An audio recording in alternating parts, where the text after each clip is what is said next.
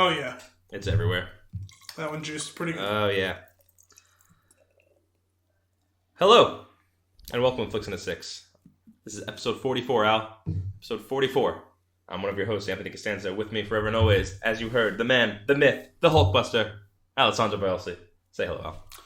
You know, usually when someone juices the beer, it's usually you juicing it on It's your usually computer. me. And this It time is. I juiced it on your You computer. juiced it. I poured it outside of the glass. If you'll look right here. Oh, fantastic. Outside of the glass. You wasted more drops than that. Down and to the left. That's where that went. This week's episode, we have Infinity War. Folks, it is here. We're excited. We're going to give you some quick impressions before throwing up the warning, and then we're just going to spoil the hell out of this movie. We will give you fair warning. You can stay with us through the beer and our general impressions. It's going to be okay. But first, Al, what are we drinking? I'm more excited about how cool these glasses were. I grabbed them just because I saw that you had them. I am a fan of the glass. You should have thrown... You know, snap a picture of that real quick. You can throw that up Okay. in one of the things, too. Sounds good. Before you guys see this episode, you may or may not have seen us on social media prepping for this episode. Right. I like to do that when we're in the same place. Definitely put too much foam in that. Well, you know what? No matter how carefully you pour this one, this is what happens. But I'm okay with it because it looks cool. It's like And this glass, it looks cool, too. it looks like you know when you whip egg whites? Yes. That's exactly what that looks It like. does. This is a beautiful one. You guys can see this if you just if you hop on. I'll tweet it and gram it. You know what? I'm not gonna put up a little. I'll brighten that sucker up a little bit just so you can see the colors. It looks significantly darker in the picture than it will in real life. Yeah, it's... See, I ask again, what are we drinking? Because I have no intention of attempting to pronounce this beer. So this is from Cigar City Brewing. It's Goya Barra, I believe that's how it's pronounced. Citra Pale Ale, which obviously I can understand why you would gravitate towards this beer, being that it is brewed with Citra hops. This is my thing. I go into the liquor store and I look and look and look until I see the first Citra, and then I grab it if I haven't had it already. It's become a pretty popular one lately, I'm I think. really happy about that. It makes it so much easier. I remember when to you buy brought good it beer. up, I was like, yeah, I know that it's a hop. I'm very much aware of that, but couldn't think of any beers off the top of my head that have it, and now I seem to see it all over the place. All over. This beer has 50 IBUs, so pretty generously hopped, I guess. Mhm. 5.5% alcohol by volume. On the back it says, our brewers feel the same reverence and appreciation for the traditional Latin Guayabera shirt that, and for any of you Spanish speakers, I'm sorry if I'm butchering this, We most certainly are. that we do for this Almost Citra hop varietal, a hop that imparts notes of tangerine, lime, and berries. Tangerine. See, you're a Flaming Lips fan. I'm not a big Flaming Lips fan. That's generous. I like that song. And berries to this American Pale Ale. You know who's weirdly a Flaming Lips fan? Take a guess. The Flaming Lips. My dad. Huh. Didn't see that one coming. Neither did I, and that's why. That's a curveball. What? That's a curveball. Yeah, no, it was. I think he was in his room. He was watching. He likes to watch a lot of those like anniversary concerts that end up on TV and Rock and Roll Hall of Fame induction, this and that. Sure. And there was some guy being interviewed for whichever one of these things, and my dad's like, "I like him. Who is he?" I was like, "You're watching it, not me." What? He's a singer for like a band. He goes, "For some reason I like him. I've seen him like talk a few times." I was like, "I mean, if I see the band or the name, maybe I'll." But he doesn't. You're enjoying it. That's great. And it was the lead singer of the Flaming Lips, and I was like, "Oh, wait, you like him?" I was like, "Since when?" And he's like, "Yeah, I don't know." He goes, "I was like, that's not really your Today music per se." And he's like, "You're right. They wouldn't really seem like mine, but I don't know. I kind of like him for some reason." I was like, I just walked out like shaking my head because I just didn't know what else to say to that. I love that character. Now this is settled down, so let us cheers. Now that we can get past the froth, give that little sucker a taste. Let me know what you're thinking. I'm trying this new thing where I don't create a significant pause between us taking a sip, where you have to wait for us. I kind of like that. I'm feeling the dead air. Pregnant pause. It's the anticipation. You know I'm all about the anticipation, and the audience is anticipating our reaction. It's tasty beer. I like this. It's a very bright, guys, fruity. I went out on a limb here. This is the first one that I've introduced in a while, and we've been on a pretty good run. I'm gonna retire now on top because that's it. The next one might not be this good. Since I'm moving in and taking over a wing of the Costanzo household, I will be bringing a whole bunch of beers next week for our next run of beers. I like it. Well, I was here 2 weeks ago, Yeah. and like 2 weeks before that, and this week, and next week, and then like 2 weeks after that. We'll have to put like a no vacancy sign up on the guest room. Oh, Al's light the lamp. Yeah. Put a little lamp in the room. I like that. That's good. This is I'm a fan of this, obviously. Good thing we have a little liquid surprise for the audience a little later. Yeah. Because I'm going to drink this one fairly quickly. I Yeah. usually try and pace it over a lot of the episodes because I want to keep the good times going. Mm-hmm. Keep the good times flowing. Which is exactly why I brought this. This was what I was drinking in the background on last week's episode when I just decided to crack another beer. Before I said fuck you, Game I changer. grabbed Yeah. another beer. I just went full wild card. And but Wild card. This is why I didn't mention it because I wanted us to have it next time. So Understandable. but that being said, did we start a new tradition? We're gonna have a second beer later. It's happening. Well, this is probably going to be a long-ish episode. Probably too long. I'm going to end up being late to work. You're gonna run out of this one. Yeah. I'm gonna end up slamming my computer shut, run upstairs. I'm not gonna shower. I'm gonna go to work gross. It's okay. No one will know. People love me there. Yeah. I'm kind of a big deal. Love it. Before we get into our spoiler-free part of this, which is going to be very, very short, Al has a nugget. Oh yeah, I have a nugget. My nugget is going to be on a familiar topic. It's going to be a screed, and it's fuck you, DC. I dropped this little note. Oh, I thought we were done. To Anthony. No, that's not a screed. The screed has not begun yet. The screed is one. This is the prologue to the screed. Okay. Let everyone know what's coming. So last night we were watching Infinity War at an ungodly late hour. And no, I will be spoiler free. It was just so late. It was so late. It was so late. I've never been less tired at 4:30 in the morning. Yeah, so it was nearly 5 a.m. by the time I fell asleep. Jacked up when that movie was over. Yeah, I was surprised. I figured you were just gonna when we got back, you were just gonna go over to your room. I You sat down on the couch. I was like, yeah. I guess we're hanging out. Yeah, I'm good, but I had to sit down and digest that for a minute. Yeah, no, this is a movie that's processing. We probably could do 2 episodes on this because, this movie is dense. We'll do. You know what we'll do? You're gonna see it again while it's in theaters, I imagine. I don't know if I will because there's so much coming out. I just don't know if I'll have time. Okay, I'm gonna see it again. / money. / movie pass might be dying. Yeah. I weirdly have been seeing a bunch of stuff about it on Twitter from people. So I haven't. I was aware of it this whole time. Like you've talked about it, I've seen news stories about it, but I haven't seen people talking about it. People are talking about it all of a sudden, and there's people obliquely referencing trying to get their money's worth out of it. Yeah. I'm wondering if something's you know what? coming down the pike. It's funny because I think it came out at the right time. It came out not around blockbuster season because at this point I am becoming increasingly less likely to use it because I need to get my tickets earlier. Mm-hmm. So I can't do that. Yeah. I had mentioned the other day. Well, so for this, you bought it when the tickets open, right? ahead of time. I looked into it afterwards. I couldn't have gone there and pre-bought the tickets for a different day. You have to buy it for the day of in person. That's what I'm saying. It was never going to work for this movie.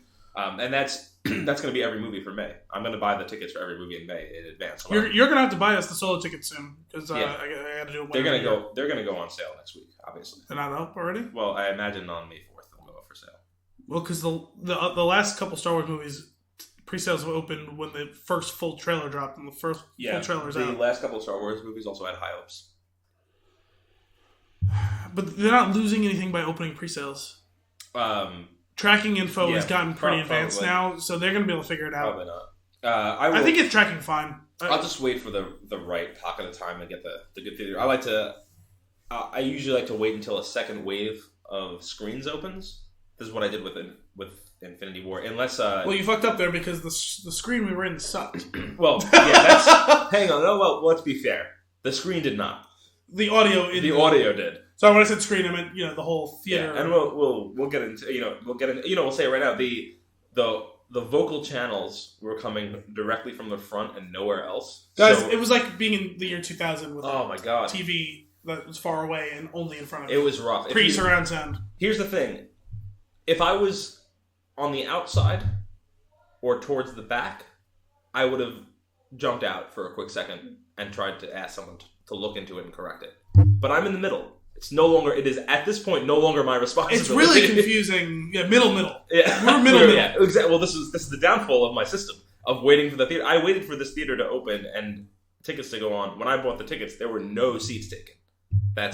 Which visually, I love being middle for a movie like this. Yeah, like, absolutely. But we've been in that exact screen before, and the audio has never been like that. No. We were in there for Star Wars. It was almost like perfect. So you know when you have a speaker cable and it's like not plugged in all the way. Yeah, that is exactly how it was. Yeah. But you've headed me off at the pass on my screed. Oh, Fuck you, DC. We're coming back around full circle. We watched the movie last night, and you we did. May have heard me in boy. past He's getting upset. discuss. You won't like it when he's angry. You won't. And I promise you, I will not have Hulk erectile dysfunction. I got there before you did. Guys, that was a mini spoiler. Yeah, it counts. It counts. I'm just going to cut it out. Now it's not going to have that Fuck glory. you. Go on. You've heard me complain about the CGI in the big DC movies recently. Yep. This movie was just as much DC dependent. Choose your next words carefully. CGI dependent on any of the DC movies.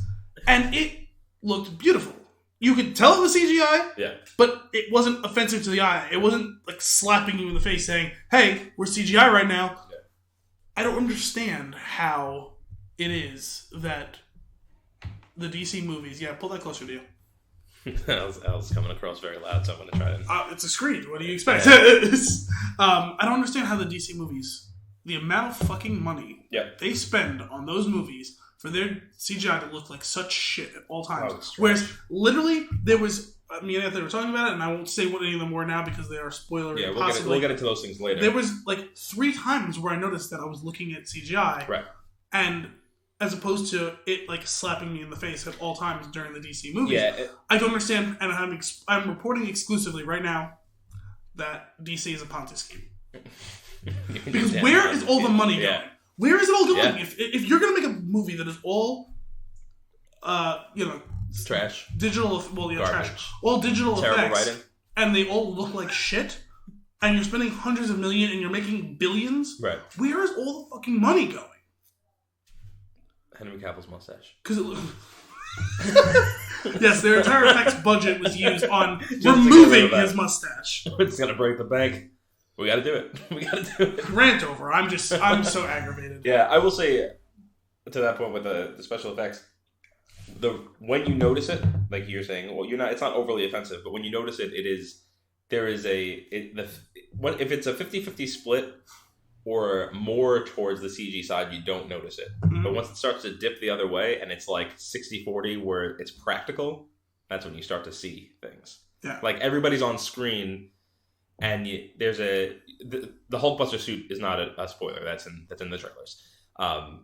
It just you can tell, like that's one of the scenes where you can tell it's not. You know what it was? It looked pretty obviously like they just didn't sync up the angle in which the suit was in relation to his body. Yep. Which, like, it's tough, and we've seen that sort of shot before. And again, it's like very obviously like that's a head floating. I'm not upset. No, it was just one of those slight things where just like, broke immersion a little bit, right. But I got it. I knew what was going on for 3 seconds instead of 3 hours. But like. There's entire sequences in space or on cosmic level thing where everything is basically this is CGI. Space. I understand this, and it looks fine. Yeah, and as opposed to everything is just on fire and shitty, so much fire. I just don't get it. Yeah, or anything involving I don't even remember what the fucking guy's name was in Justice League. Who was the bad guy's name? Ares? No. Ares? No. That was in Wonder Woman. Oh, yeah. Wow. That was a different movie altogether. Oh, Steppenwolf? Yes. That trash monster? Everything involved with him looked terrible. It's garbage pail and kid. Pretty much everything involving Thanos looked great. Oh, yeah. Yeah. Let's dive in for a second. Now, again, pre-spoilers. For initial reactions to this movie, I mean, if you're waiting for our opinion on whether or not you should see it, I don't know why. You either know or you don't. Yeah. Go. The answer is go see the movie. And talk about it, because part of the fun of this is being on top of it while it's in the spotlight, because you get to have these conversations with friends. You get to understand these stories that are coming out in the media. You get to go on social media and not be afraid something's going to get spoiled for you. I went on a blackout for 2 days, and I also did not read all of Al's texts, which I was actually offended on a personal level by that. because me and Anthony have talked. I don't know if we've ever. I mean, I'm sure we've got like kind of danced around the issue a little bit in the past, like just our treatment of spoilers. But in case you guys don't know, like me and Anthony both really trying to avoid spoilers for stuff that we're really excited to see. For certain things, I will actively go and look for the stuff, but I'm going in knowing that I'm looking for it. But it wouldn't be for a movie like this. So as long as I'm searching it out for myself, I don't mind. There are just certain movies where sometimes it's like if I hear a conversation going around something, I may want to delve into something just so I know what to look for. Sure. But this movie, I was trying to avoid spoilers. I accidentally stumbled on one, and I texted Anthony saying yesterday before we saw the movie, "Hey, I accidentally ran into the spoiler," and I just wanted. You know what it was in my cross-eyed viewing of your text? It was really probably the word spoiler that got me. But I would have thought, considering you and I have discussed at length our treatment of spoilers, that you would have. I don't know if I did something to offend you in the past few days. Come on, it's just the end of the movie. You jerk. You think I would go to those sorts of levels of subterfuge to get to you? Depends on what I did to you. I would. I don't do that passive aggressive shit like that. I would. That's not passive aggressive. That is calculated, and it is in my face. It's both. You're hurting me where it would hurt the most. No, I was, the spoiler that I was bringing up to Anthony that I saw was about a particular character being played by a particular actor or actress, which is exactly how I worded it in the text, that someone was playing someone, and that was what I discovered, and that was a surprise to me. You know what's funny about that? And that the actor or actress playing the character was a surprise on its own. The fact that the character was being involved was a surprise.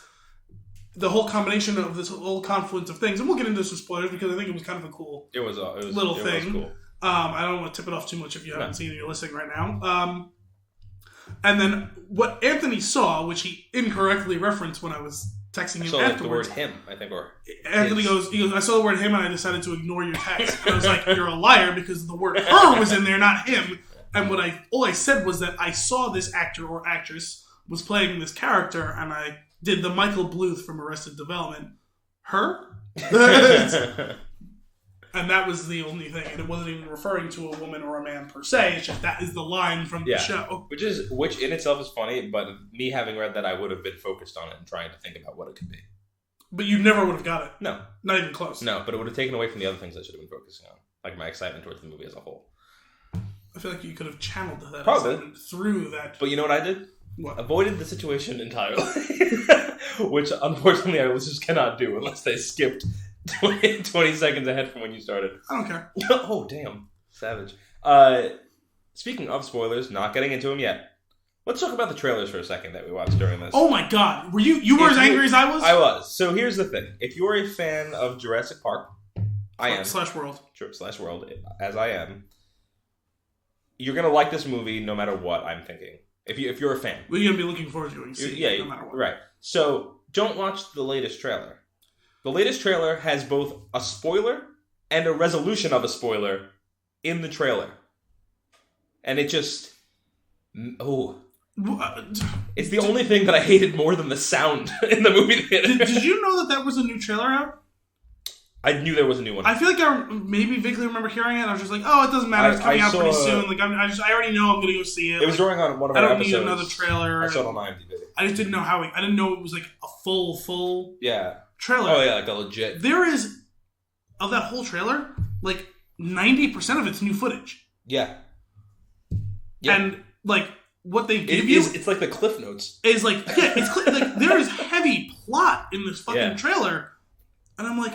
What are they doing? We've talked about this in previous episodes. They gave us way, way too much. Here's what I'm thinking. And I said that halfway through the trailer, and they kept giving us more. They gave you more. But what I'm thinking is maybe the previous teaser didn't track well, and anticipation for the movie was dropping. And they needed to do something to show. That is about the only way that you could justify doing that. That would be my guess. That's happened before. But at the same time, I was going to see it anyway, and you hurt me. And I am offended. You disincentivized me, honestly, to go and see this movie. Yeah. You had the reverse effect. Right. It's like, great. Thanks for that. So, avoid the Jurassic World 2. What is it called? Fallen Kingdom. Avoid that trailer at all costs. Otherwise, you will see. They're going to play it during this movie, though. No matter where you are, they're going to play this during this movie. So not necessarily. it's just because then it's not Disney. it doesn't matter. It's gonna be on there. I guarantee it. You're gonna like the way you look. Other trailers we got Mission Impossible. What's your take on the Mission Impossible trailer? Do you like those movies? Well, I thought you knew. I've liked them. I think I saw the first one when I was quite young. With same. you. Yep. Because you were a really big fan. Yeah, and I still like them. I'm not denying that. No. It's like a guilty pleasure though. I feel bad liking them. After the third one, I stopped being super into. Like I really enjoyed the first three. But when the fourth one was coming out, I remember going to see it, but I didn't go in with like super like excited. Like I wasn't like really anticipating it. Like I went and saw it and it was fine. Yeah, that was a Ghost Protocol. I don't know if I have that one. Let's take a look at the wall. Continue. That was Ghost Protocol. I did not see Rogue Nation. I saw maybe the first 20 or 30 minutes, and that was like 2 months ago. Like it was on TV, and it was like coming on like 5 minutes later. Like I was watching something, and I was like, oh, you know what? I never watched this. Like, let me just check it out. And I was watching, and I was like, okay, this is all right. Like I'm vaguely interested, and maybe I'll come back around and finish it someday. But yeah, I don't know. I mean, it's kind of lost its luster a bit. Yeah, I think it's weird that I think it's run its course for sure. That's what it is. I think they have been smart in keeping it at a pace, not jamming it down our throats. Yeah, and getting diminishing returns that way. Mm-hmm. And they're not like waiting 10 years and then like bringing it back and it's like, what's the audience for this? Yeah, they've paced them appropriately, so that's in their favor. I actually, to a certain extent, though, dislike that they've kept the same director. And it's nothing about. I didn't even notice that. It's nothing about the director because I remember hearing a while back that it was I almost called him Tom Hanks. Tom Cruise's desire to have a different director every movie, which he had through the first 4 or 5. Isn't this the 5th or is this the 6th? This is the 6th because Ghost Protocol was 4 and then Rogue Nation was 5. Oh my god, I forgot about. What was 3 called? 3. It didn't have a subtitle? Mission Impossible, Mission Impossible 2, Mission Impossible 3, Ghost Protocol, Rogue Nation. I was just gonna look real quick. I forget who directed the first one. The second one was John Woo.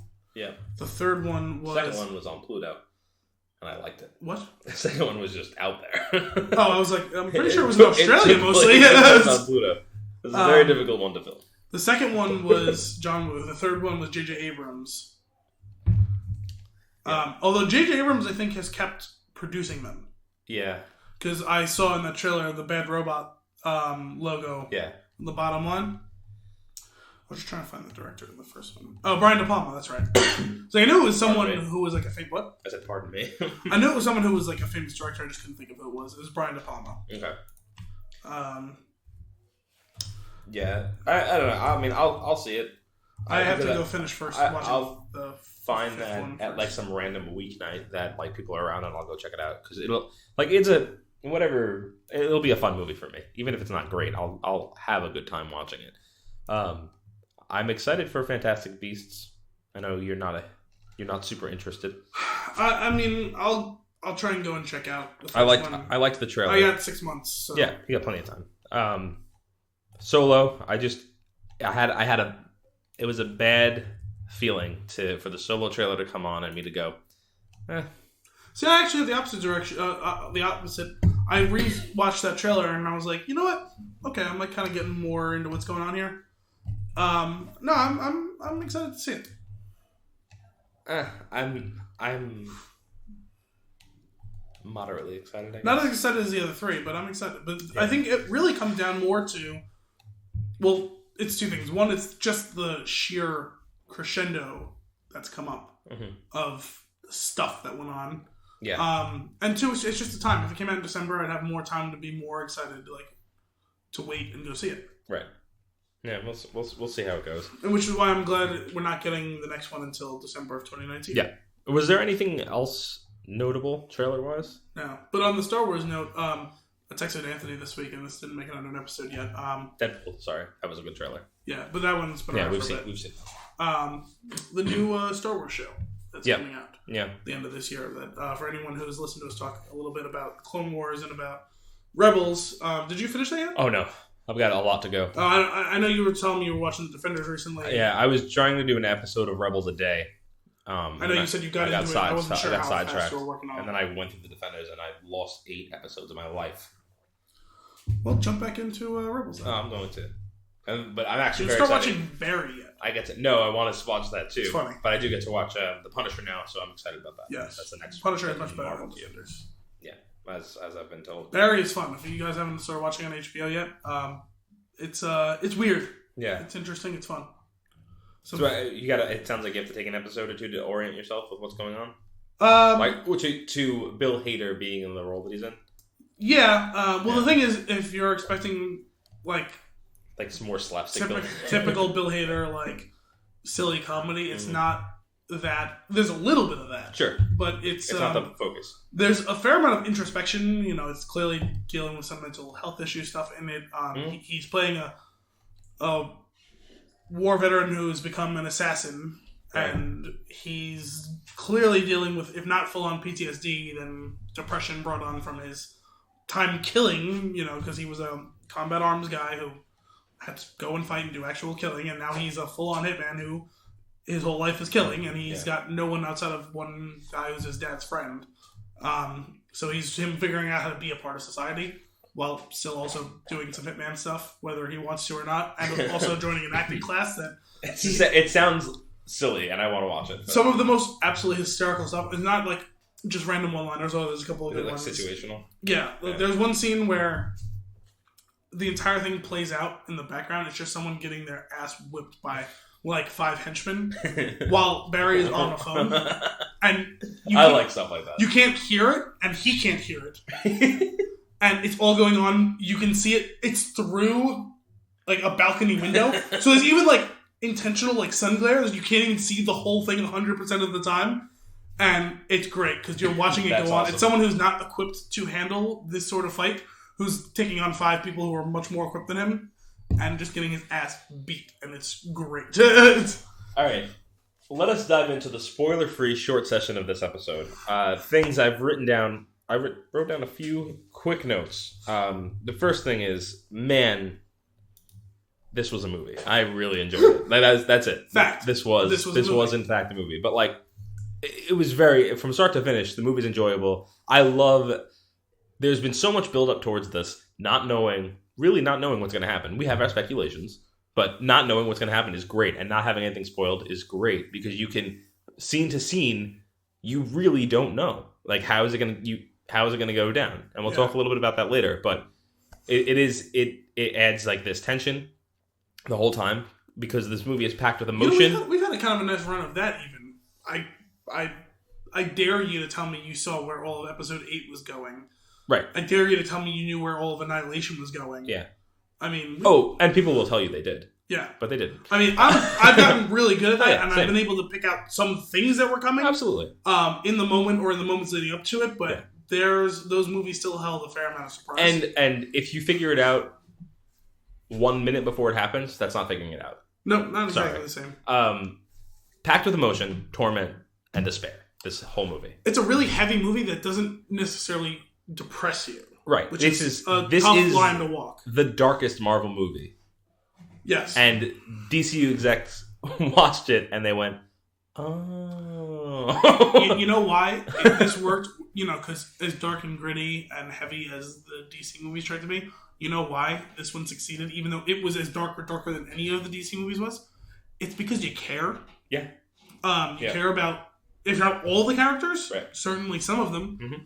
You have to. And I dare you to tell me you care about anyone in the DCEU outside of maybe Wonder Woman. I dare you. Yeah. Well, Disney's got heart, so obviously you're going to care for all of them to some degree. I'll put a point. I care more about the robots. Yeah. In the Marvel movies. Yeah. Than I do about the people. There's just Those robots have more heart. It's very, very fair. So there's 2 things that I need to touch on that you might be wondering. Thanos, and I'm calling it now for myself. He's the best Marvel villain for me. He has... Oh, it's not even close, actually. Even though, I mean, everyone loves Loki, and Loki's been a great villain for this. Yeah. And up until now, he was the standard bearer of the villainy of Marvel. Thanos beats him down. Yeah. And that's not a spoiler. No, I'm talking about the movie. I'm talking about his ranking, his rating in this. And Brolin's depiction of him is just like... Whoa. Yeah. Like, it's just so... You know what it is? It's because you probably don't really ever hate Thanos. Yep. Throughout this course of the movie. There's logic and rationality behind everything he's doing, and there's feeling and emotion. Yeah. You see the toll weighing on him, and you did get a little bit of that with Loki. Sure. In the first Thor. Yeah. When you find out about Loki's... His whole life is a lie. Yep. Up until that point, it's hard to empathize with him at all. Because he just seems like a sniveling, greedy little shit. Right. And it's fun. He does some fun stuff with all that, so that's why he's also enjoyable on that own. And we lose that empathy for him throughout the rest of the story, but it's made up for by how much fun he looks like he's having on screen. Yeah. And there's some funny one-liners delivered by him or delivered to him. Yeah. So, and he keeps coming back. There's good chemistry between the characters that are that are the butt of all his jokes and his schemes. But what Thanos actually in a lot of ways shares a closer relation to the type of villain that Killmonger was in Black Panther. Yep. Where there's... you're like, I get it. I get it. I disagree with you. Right. But I get it. I can see how you got there. Fun fact, did not disagree with Thanos as much as I thought I was going to. Well, that's the thing. Actually, his plot, you know what it is? Because you could see Killmonger was just so filled with rage and was getting off on it. Right. Whereas Thanos, you can see it was actually fighting against the nature of it while knowing that it was inevitable and it was necessary. He seems conflicted He's carrying doing out this thing that he knows needs to be done because he keeps saying, I have the will to do it. He's doing and what every he move needs that he makes to do. breaks him down a little bit more. He's doing what he needs to do, not what he wants to do. He's the villain we need right now. Yes. Actually, that's... Are you listening, DC? The funny thing is DC did that thing. Apparently they forgot all of it. They did. The last note that I have, spoiler free, this is for anybody that sides with me on not being too thrilled about Captain America as a whole. Captain does not suck in this movie. It might be his lack of dialogue, but it is his I'm done with this shit attitude. This is how we do things. And I'm like, yes, thank you. I'm great with you being the moral compass. Take some fucking action. Like just do it. And he does. And he's the costume looks great. The costume looks fantastic. It's my favorite one so far. And doing the beard, everything, like the grizzly Captain America, well done. Even made for some funny lines. Some funny jokes going on. I guess technically that would be a spoiler, so maybe we could hang on. Yeah, no, we're not going to say it. Do you have any spoiler-free notes that you want to get to? Not really. Most of my stuff is nitty-gritty. Let's pause here. Just the Thanos thing was really... From here on out, it's Spoiler City. We're getting in deep. It's going to be spoilers. Spoilers. You might realize that I'm making this last some time. The reason I'm doing this is so that if you had skipped ahead of something else and you don't want to end into spoiler territory, you'll probably hit this block of me saying the word spoiler over and over again. Because do not go forward from this point on if you don't want anything spoiled from you. And to make this last even longer, Phase 2. That's the slowest beer crack of all time. Well, you saw me juice the last beer. I was trying to do it. You juiced it, and you also... I forced you to finish that last one. Yeah, that whole thing actually wasn't like building up the anticipation. He was giving me time to chug that beer that I was drinking, so we. Al needed a second to finish that. He was. So I did. I've never seen your eyes so wide. Yeah, I did that on purpose. I feel like you were trying to make me spit out the beer that wasn't yet in my mouth. Well, I was trying to disrupt your speech, which mission accomplished. You know. The rest of this episode is sponsored by my neighbor Frank. Thanks, Frank. Maybe he can hear us outside. That's why I yelled it. That's great. What do we got, Al? Hang on, let's top you off there. Right. It's another pretty beer. This is very pretty. This one's even more hazy. Yeah. Ooh, perfection. Careful. Perfection. Steady. So we are now drinking a... Spoilers coming forward. This was the liquid surprise I referenced earlier. Mm-hmm. Treehouse Brewing Company, Doppelganger. It is a double India Pale Ale. It has... Diaper. Yes. No. Actually, the accepted pronunciation is Deepa. Okay. Um, On account of India, it should be Dippa. Yeah. Right? Well, I just think anything but it was better than diaper. I like it sounds diaper. like a Sounds like a diaper. Bostonian saying diaper. Yeah. So 8% alcohol by volume. We already did the departing. It came in a pipe. It came in pints. It filled 2 mini glasses, which I love. Oh, this one came instructions. Keep cold, drink fresh. Keep cold, drink fresh. Got it. We're excited that you're holding Treehouse Brewing Company's big brother to Alter Ego Doppelganger. It builds upon Alter Ego with an amplified kettle and dry hop, resulting in a hugely tropical beer with notes of papaya, mango, and peach. It is the result of our uncompromising dedication to fresh, progressive, and delightful beer. We hope you enjoy it with laughter, good cheer, and in the company of those you love. We nailed this one. Sure did. Let's get another cheers. Sorry, I was just trying to make sure. Yeah, cheers. Get to the last drop. This is nice. This before I take a sip of this looks like straight up juice. Yeah, it looks like orange juice. Yeah, I'm very excited about it. It looks like a mimosa with the froth on the top I there. can see that, yeah. It's way less bitter than the last one. Oh, that's nice. That is nice. This one is, Thank you, Frank. as is often the case with these New England style IPAs, which is becoming actually like an accepted subdivision of IPA, like its own class of beer. Wait, so is it Daipa? Well, this would actually be a NEIPA, N-E-I-P-A, New England IPA. Okay. In Deepa? Knee Deepa? What? A knee New England double IPA. Okay. We've coined it. It's ours. We're you can't have it. We're knee deep in Deepas. That's great. Spoilers Oh, yeah. from this point on. Oh, wait, we're talking about a movie. That's No, right. wait. You can continue. I mentioned I need to keep saying it in case you've gotten to this block because this movie you gotta see it without knowing what happens. This is juicy. This Beer, and as they call it in the biz, juice bomb. Juice bomb. Yeah, Nice. I like that. This is a similar theme to all the beers that Frank gives me. Yeah. So I know that every time he gives me something, it's gonna be good. well, it seems like he has a type, definitely. Yeah, for sure. This is because he brought up a couple different New England IPAs when we were talking to him before the episode. So yeah, my beer runner. All right, guys, it's happening. We are going into spoiler territory for Infinity War. Now. Correct. Oh my God. Okay, first things first. This movie opens up with devastation, as I mentioned earlier. Everything that we know from Thor Ragnarok. Oh, great, they left. Oh, it's that ship in the background on the post-credits. Oh, shit. Everyone's dead. Yeah. Everyone is dead. Except for Thor. And Loki. And barely Hulk. Wait 5 minutes. That's what I mean. And Hulk. Yeah. Well, is Hulk dead? We did Well, mention he's not dead. we mentioned erectile dysfunction Hulk, or I put it as HD in my notes here. Hulk dysfunction, because Hulk gets his ass beat, and Sorry guys, I don't have a And button. We're using one microphone. So. and he recedes into Banner, He recedes. and it's just He retracts.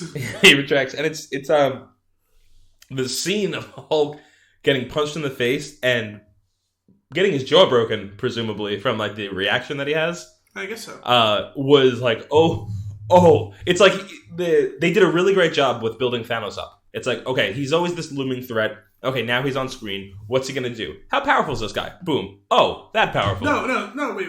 How powerful is he? Oh, the Hulk tackled him. Oh, the Hulk got in some good shots. Okay, oh, no, he's dismantling him. Yep. He's not just a brawler, he's pulling off some, like, martial arts moves, blocks, dodges, working the body. And then throws. Yeah. He had, like, some, like, jiu-jitsu throw. Yeah, like, it was. and then it's just... And Hulk is down. Yeah. And so we got a few things off the bat. We got, okay, people are gonna get hurt. People are gonna die. This movie's gonna have some crazy ass fight scenes. Well choreographed, crazy ass fight scenes. And you get all of this within the first 10 minutes of the movie. Yeah. And it's also, and while we're at it, and you and me discussed it briefly, but two people were noticeable by their absence in this whole scene. Yeah. There was no indication of where or what happened to Valkyrie and Korg, which it seemed like they were building up Valkyrie to be a part of the universe. I thought she was going to be in this movie. Right. But it's hard to keep track of all the casting for this movie because there's like 65 credited people who like have relevant roles, even if they're only small on-screen roles in this particular movie.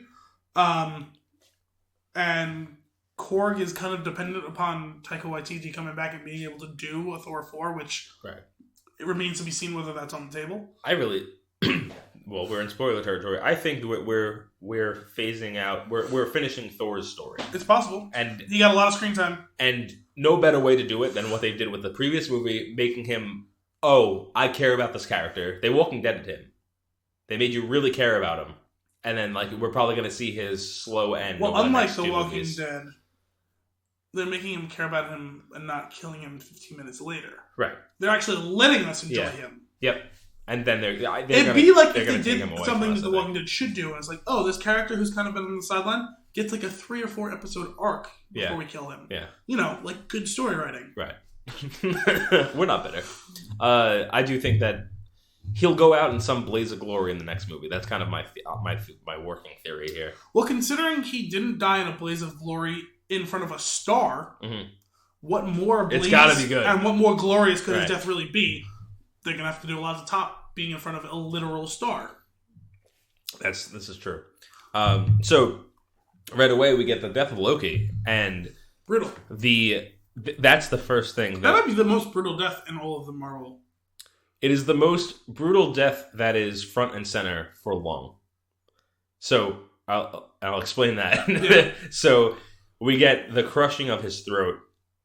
We get blood. We don't get a lot of blood in these movies. We get blood coming out of his mouth.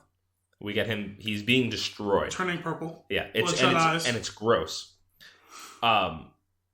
And he's like to the point where I was like, oh, like this is your PG-13 line. Like this is it. Like you've they walked up to the abyss. Yeah, and they looked down. They just drew another line a little bit further out. I feel like, but it was they did the rose. They like closed their eyes and like stretched their arms out and felt like the wind blowing them. Like, am I going to teeter over? Or am I not? Like, exactly. So the reason I say that is very brutal, very front and center. But throughout, actually, sorry, really brief thing. I just heard it this week. Did you ever heard the theory in Titanic? Spoiler alert for Titanic, guys. It crashed. What? That if... But it's unsinkable. Allegedly. You know, I've never actually watched all of Titanic. I've seen bits of it. I'm functionally aware of what's going on. Huh. You guys got the hitherto unknown 2 VHS Titanic. Remember those? Back in the late 90s. And I was 7. Probably. That movie was not for someone my age, but we watched it. Yep. And by we watched it, I mean I watched the first 20 minutes, fell asleep, and then watched the last 40 minutes. Mm-hmm. So you got the good stuff. And missed a lot of stuff that admittedly probably doesn't really matter. Right. But whatever. Also, probably that you shouldn't see. The whole thing, you know, because you see like pictures of it, like, you know, like her with her arms out, him with his arm around. There's a moment like where she's like there and she's like thinking about jumping and he saves her or whatever, right? Yes. The theory goes that if he just let her fall or even pushed her off, but if he just let her fall, that they all would have survived. Because they would have had to stop and look for her. And they would have never crashed into the iceberg. Oh my god. That's incredible. I just heard that this week and I figured it needed to be shared. Leonardo DiCaprio is Peter fucking Quill. That's actually pretty apt, yeah. Yeah, so we'll jump ahead for a second. I don't want to get too far into this, but Peter, he ruins it. Like they almost have Thanos at one point. Like they almost got him. I don't know what happens after that. You know, like after they get the glove off. Magic portal, throw it. Right, and I guess, and then like I don't know, somehow get it just right so that the portal closes and cuts like one of the stones in half. Like I don't know. How awesome was that one? How awesome was that one? Which one was it? Was it? It's one of the 6 or the 4. Yeah, one of the Black Order, the one who doesn't actually speak. That was brutal and awesome. Scrolling. It was getting his arm cut off through one of the portals is one of those things that you hope you see with the portal, like being used for. And then they finally did. It's like we haven't really messed with this too much. Cull Obsidian. There you go. I believe. Yeah. Hand sliced. That was cool. Yes. That was really good because again, there's a lot of fight scenes in this movie, which is I know Kim doesn't love that. I don't actually love it anymore either, but I wasn't offended by it in this movie because the movie it's got the word war in it. Yeah, I was going to say the movie is about, but everything that's happening in it is very dire. Like it's very serious. There's no egregious fight scene for no reason. I feel like Well, because they're fighting towards something in each one of them. They did the right thing too. Like all the big fight scenes for the first 2/3 of the movie last like 90 seconds at a time. Yeah. So yeah. it's quick hit, and you get some action, story in like, between. Yeah. Fight, exposition. Fight, exposition. You know. Okay, fight, the sequence fight, death. Fight, this scene is heartbreak. The scene and sequence is done. We'll move on to the next topic. You know. So it kept the pacing. By the way, movie almost 3 hours long. Yeah. Paced very well. Does not feel 3 hours. No. Want more? Yeah. Let me go back for a second. On screen death, I said it was very brutal front and center. There's a lot of brutal deaths in this movie. Yes. That is the one that is most prominent because it's right there and it's in your face. The only reason it's more brutal than the death of Vision is because Vision is not he's a robot, and even though I care for Vision more than I care for Loki, that's I feel like that's the only edge that the Loki death gets out of it is because of how brutal that is. Even though the Vision death is brutal and he dies twice. Yeah, although the dying twice is more brutal on Wanda of all people. Yeah, it's like to get to that's the point, what makes you hurt. To get to the point where she finally was able to do it. Yeah, and then have to go through it. Like it wasn't quick. No, she had to do it for 3 minutes. And then he's like, no, let me do it. And he rewinds time, and she gets to watch it again. So once she gets to do it, then she gets to witness it, and they're both two terrible. things. Rewind in 6 seconds. Kill him in 6 seconds. Oh, and also that whole thing that you just had to push yourself through didn't even matter. Yeah. You get the added benefit, Wanda, of you had to commit to doing it, go through it the whole time, and you still lost. Yeah. That's fucking heartbreaking. That's the thing. There are levels to the emotional torment that this movie puts you through, and that's one of them. That's the peak. I put in here a note that I never cared for the witch. The witch? But I do in this movie. Could you give her name or her full fake name? Scarlet Witch? Is that what it is? We're using our made-up names. Yeah, that's a great line. Even though it was in the trailer, still great. But no, it's funny because I don't care for her at all in the other movies. And it doesn't take me that long to care for her in this one. Considering she's a villain for 2/3 of the first movie she's in. It doesn't matter, though. I mean, they can make you care for villains. It's just her relationship with Vision and these, you kind of get a little bit of it in Civil War, but you get more of it here. But right off the bat, I do care about these two because they're both very conflicted. I'm gonna be honest. Honestly, the only reason I care about either of those characters is because of their relationship. That's what I mean. Because Vision should have been such a cool badass, and they never let him really be him. What's his name? Paul Bettany. Oh man, that guy! What a treasure! Pretty good actor. He's a treasure. He is charisma at its best because it'd be like if we're gonna kill one character twice, it's just funny because who is it gonna be? The first thing I ever saw him in was playing as one of the least charismatic characters one could play, because he has 3 lines in the Da Vinci Code. Okay. He's the guy hunting him down the whole time. Yeah, I recall. But I love him. I wouldn't say that I love him, but he's good. We'll get to see more of him. He's going to be a crucial role in Solo. Oh, is he that the baddie? Yeah, the guy we you saw presume in is that the baddie? thing with the scars on his face. Or marks, whatever they are. He won my heart in A Knight's Tale. Never saw it. Ooh, that's a good one. That's a fun. I've seen bits of it movie. and just it just didn't do anything. It's a fun. It's not like a great It's just a very enjoyable thing to watch. King Robert, and it's very rewatchable. King Robert. He's great in that as well. Heath Ledger. Rest in peace. Rest in peace. Right. Vision, man. I there's certain characters that I felt like were probably going to die.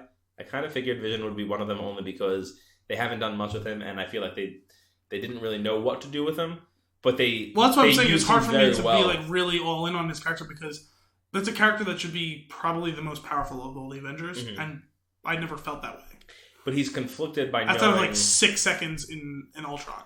But he's able to act with mostly without emotion. He has emotion influences logic because he is in fact a computer. Well, it's similar, I think, in a lot of ways to the way I experienced the show Dexter. It's someone who starts utterly devoid of human emotion and connection, right? Who develops it over the time and makes him a more empathetic character. Yeah. In the same way, it's someone who starts off as I guess he's probably not a full-on robot considering he's grafted. They didn't make him a cyborg. Yeah. Or Android, I guess. I guess. Because he's Android. got organicness Ness. to his... well, no, because it's both in the physical and the metaphysical. Right. Physically, he's got organic matter, as well as organic influence in his AI brain that's made him... Which I think makes kind of the bridge between robot and humanity. Mm-hmm. But man, it is just seeing. You know, it's one of the best things you can do to get a point across and to make you feel something in a movie is let you know what happens off screen, but with very tastefully. So, like when Thanos is ripping the gem out of his head. Well, that's the other reason why everyone speculated he would die, because he's so closely linked to having that Infinity Stone. Oh yeah, but with Thanos, although after all of it, he didn't even. It wasn't tied. Everyone was reaffirmed in that belief in the trailer when you see Corvus Glaive's blade against the stone. But that's like happens in like the first 20 minutes of the movie, like, this is not and he survives well past that. Although I don't know how he was alive that whole time. Stabbed. That is a thing that another thing that is an issue with trailers is if you're going to put something like that in there, you know that he makes it out of that. Because they show you him in later scenes in the trailer. Like, maybe people aren't looking that far into this as we are, but... Well, no, actually, it was inoffensive to me in the trailer... Well, sorry. It's a smokescreen / fake out as opposed to a lie or an over-reveal. It's like, oh, that's the moment. And then it's like, haha, no, it's not. Fuck you. Right. And then maybe it gets you thinking, maybe he doesn't die. Yeah. Especially when we get an alternative plan later in the movie. Hey, we can find a way to remove the stone. He'll still mostly be him. He just won't be as most powerful. Right.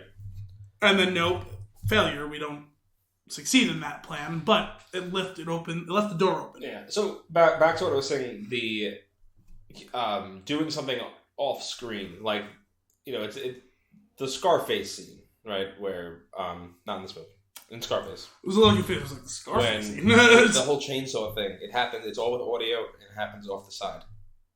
Right? And I never saw that movie either. It's brutal and it's a great scene. Also, I'm putting on the record now. We're not doing the remake of Scarface. And that's a thing. All right, I'm moving past that. In this movie, with this scene, he's holding Vision up by his throat and he's pulling the thing out of his head, and they pan the camera down to his feet kicking and then stop. And for whatever reason, that portrayal of his death has just this incredible emotional impact on me, and it's just like overwhelming wave of.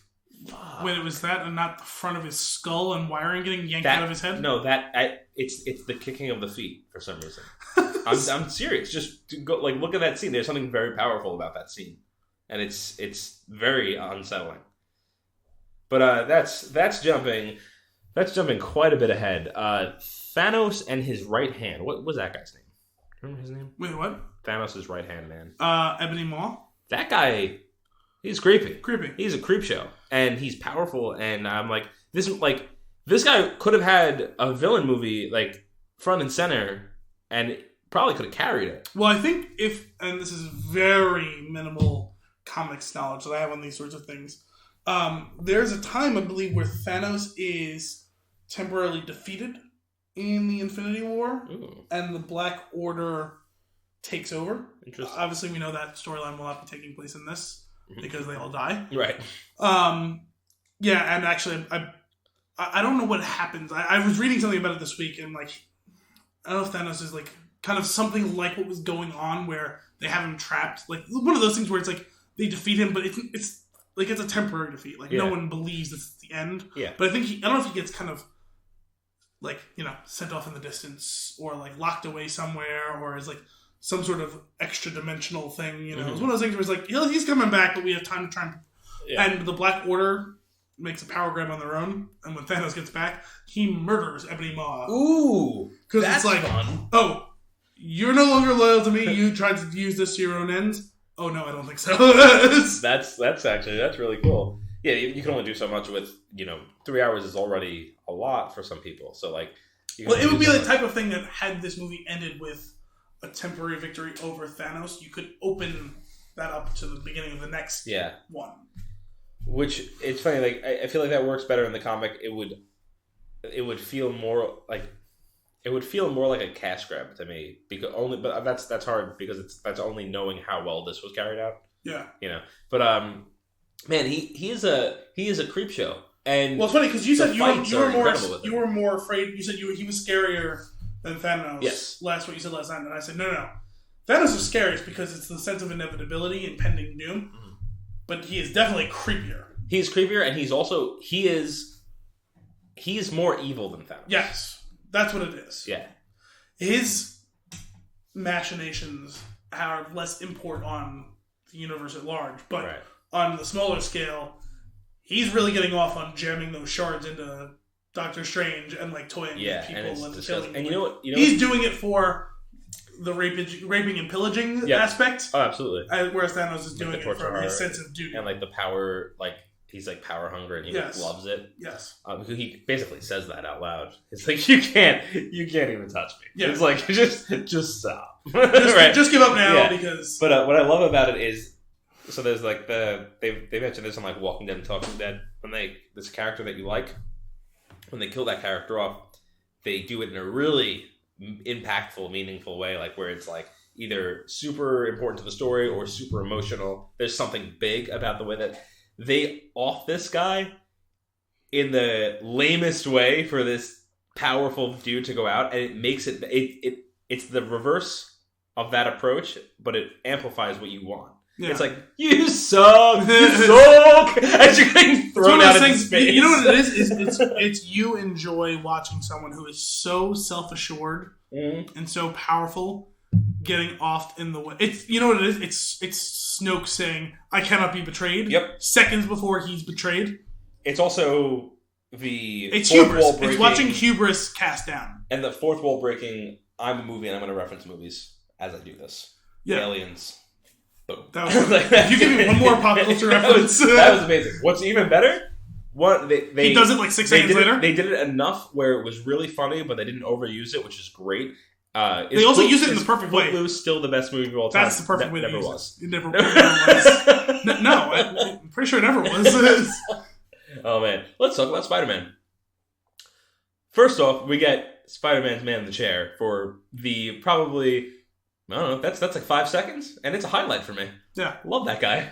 Love that guy. Guys, aliens. Make a distraction. Didn't hear Peter. Yeah, didn't hear him at all. Carried out the mission. Yes. Didn't hear him. So the alien ship. Deep in his core. Yeah, either he's the greatest actor of all time, or he's a scared kid, which is what he was in that scene.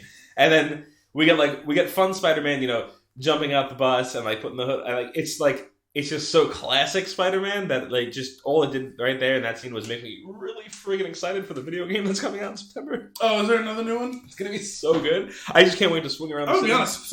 Going way back, a couple of my favorite video games were the first two movie tie-in Spider-Man games. Yeah, the second one specifically was really good. I liked the combat suite of the first one better, but the open world and the web swinging stuff in the second one was incredible. The first one. Was it the first one where you couldn't go to the ground? Yes. Yeah. The second one was top notch. Open world and just honestly, in the same way like in Grand Theft Auto, just like fucking around is some of the best. Just swinging around for whatever reason, wrapping somebody up in a web and kicking them off a building, wildly satisfying. Or like tying them up and being able to swing with them, and launch them it's just like you have like this crazy power. And you know what I enjoyed doing? Climbing to the top of the Empire State Building. Jumping off. Yep. And seeing. What can I grab onto? No. Oh, seeing how far you can get before you hit the ground? Yes. Yes, that's fun. I think my record was I managed the swing where the lowest point was like 5 feet above the ground. Nice. Yeah, you definitely got a few where you just land on the ground. Well, I tried to outdo like 5 feet and it ended with. Well, one of them was just splat. Yeah. And another one, I thought I did it. And the swing started and it was just like. Flat. Like it didn't reach the bottom of the swing. The swing started and it was just like. Right. Well, you kind of get a little bit of that scene. I love him swinging off the bridge and like his feet skimming the water. Yeah. Like it's almost like I don't know what to get out of that. Is he still just having fun with his ability, or is he not perfect at it? Both. I love it. It's really great, and I'm excited for another Spider-Man movie because Homecoming is a great movie. Yeah, I really enjoyed it. On the topic of Spider-Man, I love what they did here. With Tony wants a kid. And he has one. Yes. And he loses him. Like, all of that in the course of 2.5 hours is absolutely brutal. And if we were going to do a ranking of all of that, that was the most heartbreaking death for me. Over quote unquote death. Over Vision and yes. over Loki? Yes. Interesting. I probably would have put third. The reason for me is it's just what part of it is? Torment of Tony. You know why for me it's not resonating all the way? Because, and we are going to have to talk about this a lot in a little bit, it doesn't seem final. And like, oh yeah, that I would agree with that. That's actually why it's more so for me, because I really felt it, even though I know that he's going to have another movie. It's the worst or the second worst on the person who survived. It's a toss up between him and Wanda, Tony and Wanda, because Wanda had to do it, and then Wanda wins. Wanda is the worst. Yeah. Tony's a close second over Thor watching Loki. Yep. But the reason that the death overall gets pushed down to third is because of the lack of stakes. That's totally fair. The reason for me that it raises it to number one is that me knowing that fully, it still got an emotional reaction from me. And I'm like, that's good. That's really well done. And honestly, that kid pulled that scene off. He's not. I mean, I don't know how old he is. He's like 20 something or something like that. He pulled that scene off with just like such grace. Like I was heartbroken. Like as it's happening, I'm scared because he's scared, and I'm broken because Tony's broken. In my mind, I was like, how fucked up is that? Like a bunch of people just like flittered away. A couple of them had like 2 lines. Yeah, and then like he's just lingering. I don't want this to happen. Yes, it was like well, you know what? It actually reminded me a bit of that is and that scene always gets me too, is in Saving Private Ryan, Giovanni Ribisi's death, where he's just like, it's the pleading stage. Yeah. Like the bargaining like stage of like grief, like as you're watching yourself die. Yeah. Oh. Let's talk about Tony for a second, especially within the context of this. This is like the very much like that, like you get one of those movies where we're gonna torture you, we're gonna kill you, but first we're gonna kill him. And look at you. Yeah. And then we're going to kill you. Like is the death of Stalin. Kill his wife. And make sure he watches and then kill him. And then kill him. It's absolutely brutal. But it's weird because Tony is so tormented by the stage 10 years later, as far as movies coming out goes. I don't know what that also, I really like, sorry, I mean, same topic, but a little bit digression. I really like that they brought up Tony admitting this whole thing with Thanos being in his head. Yeah. That was really good for continuity's sake. Yep. Not that he's been tormenting me for 6 years or something like that. This guy's been in my head for 6 years. Because it's 2 things. One, it's carrying back to the first Avengers. Yep. The fact that Thanos is the one sending them, it's sort of this whole thing we've seen, the death and destruction and the fear. Followed up by Ultron, Wanda getting in his head and planting the vision of. Now, admittedly, we didn't see it go down in that way. Yeah. But that was definitely one of the endings that Doctor Strange saw. This is the end times that we've seen this whole time, right? Yeah. You're not going to do enough. Like, you could have done more, this and that. That he, not just that it's admitted on screen, but that he admits it. Yeah. He's been in my head. This is what this is all the things, agree with me, disagree with me. This is what I feared, was what I've been spending like every second trying to stop. And we're finally here. Yeah. And that's what's gotten me fucked up. So I'm not on top of my game. Like, it's the first time really he's admitting he's afraid. Yeah, it's only he's evolved like emotionally at this point, even though it's him breaking down, and he's got this. It's almost like he's looking for the sweet release of death in certain scenes, but he's also afraid of it, and also afraid of where it's going. Like part of him wants this to be over. Like I want out. It was a close call. Yeah, like there's been a lot of speculation for a long time that he was going to die in this movie. Yeah, when he gets that whatever like sword or shrapnel through his chest, I was just like, or his like stomach, I was just like. Well, 2 things. One, you could see it coming a little bit. It was telegraphed, and then finally you're like, well, is it Doctor Strange is still on the board. Does he block it? Does he miss? Does he come up with one final idea? This and that. And no, he got him. Although he didn't exactly hit him dead center. It was admittedly lacerated kidney maybe, but it's like no, we linger on it. It's like oh shit. It also we know that Doctor Strange saw all of the possible outcomes. Yes, or a lot of them. And we know that he gives up the time stone specifically for this one to take place because it's better than some alternative. And what I get out of that, I get out of that though is that Iron Man plays a very, very significant role in the end of this.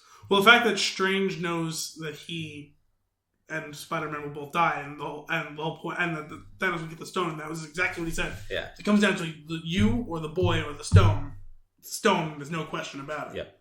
The fact that he does all that knowing that not only is he going to die, he's going to lose the stone, and Spider-Man's going to die. Yep. And Tony's the one left. Is a big deal. Something changed. And that I love that, because you can just take that at face value and be like, and kind of brush it off and be like, that's weird. Like, this is like, why isn't he holding, like, and be like annoyed by it? But if you just look a little deeper, you know you know that he's seen some shit. He knows what's going to happen. And two, like, oh, this is exciting because this is probably, the next movie is probably going to be Robert Downey Jr.'s last Iron Man movie. Yes. And that is exciting. And I really hope that, same with Thor, like if it's Thor's last movie, I hope they go out with some sort of crazy... He's the one out of those big ones from like the original cast. He's the only one I can see making it out. Who? Thor? Yeah, I agree. Because of the success of Ragnarok. Yeah. Not just the success, but just listening to him, like, it sounds like he genuinely really enjoyed it. Yeah. And really enjoyed working they also, with Taika Waititi. Like, they were evolving his character rather than just dismissing him, like, and kind of phasing him out. Yes. So that is the only reason why that would actually, while I expect that he probably would die, there would still be some level of shock factor for me, because I feel like they've done such a good job. Well, of those big three that we think probably end up going, yeah, he's the least likely, I would think.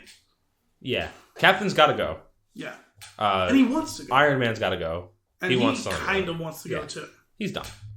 Well, there's a difference. I think as long as they keep increasing his pay, he'll stick around. And he still looks like he's having some fun. Oh, yeah. I don't really get the sense that Chris Evans is having much fun anymore. He really doesn't look like he wants to be there. And, like, part of also, he had the least screen time of the really big, really important characters. Yeah. Like, especially the ones from the original Avengers roster. By far the least screen time. Yeah. So, and he's already said two things. One, he's kind of done with this. Two, he's kind of done with acting in general. Like, he'll probably act some, but it may be, like, he wants to direct. So he may only really act in stuff that he directs. That'd be interesting. Like I said, I really liked him in this. And I think seeing him, he's like, there's like a level of his character that he's playing in this, like, and it's almost like it's like the tormented World War II vet. Like, in the last couple of years, the only time I actually thought that he looked like he was having fun was in those stupid things for Spider-Man. That was actually really funny. Yeah, that was really silly. And it's probably because he did all that in one day. If they did that at the end of this post-credit scene, just to get a laugh and also to just like stick it to you one more time, like that would have been really funny. Yeah. But and I'm glad that didn't happen at the end of the credits. Well, while we're on this whole thing about the deaths and who died in this or who's dying, we kind of settled on something that is probably true by the end of this. As because of the whole thing with them when Thanos wins, and as we discussed last week, snaps his finger. Oh man! So we were right about that. We were right, and also we were right that they didn't just end it, although probably should have. I just think it would be ambitious. I agree with what they did, and I agree with it. It's also what we said was probably going to happen. It's also this movie is only half for you and me, an hour age. Like there is there's younger people that love this stuff, and you can't do that to them. I mean, you can. You'll start to alienate them. I don't think so, especially considering he said it earlier in the movie. As a movie, ignoring the story. You and me are very into film. Yeah. We're very into the storytelling.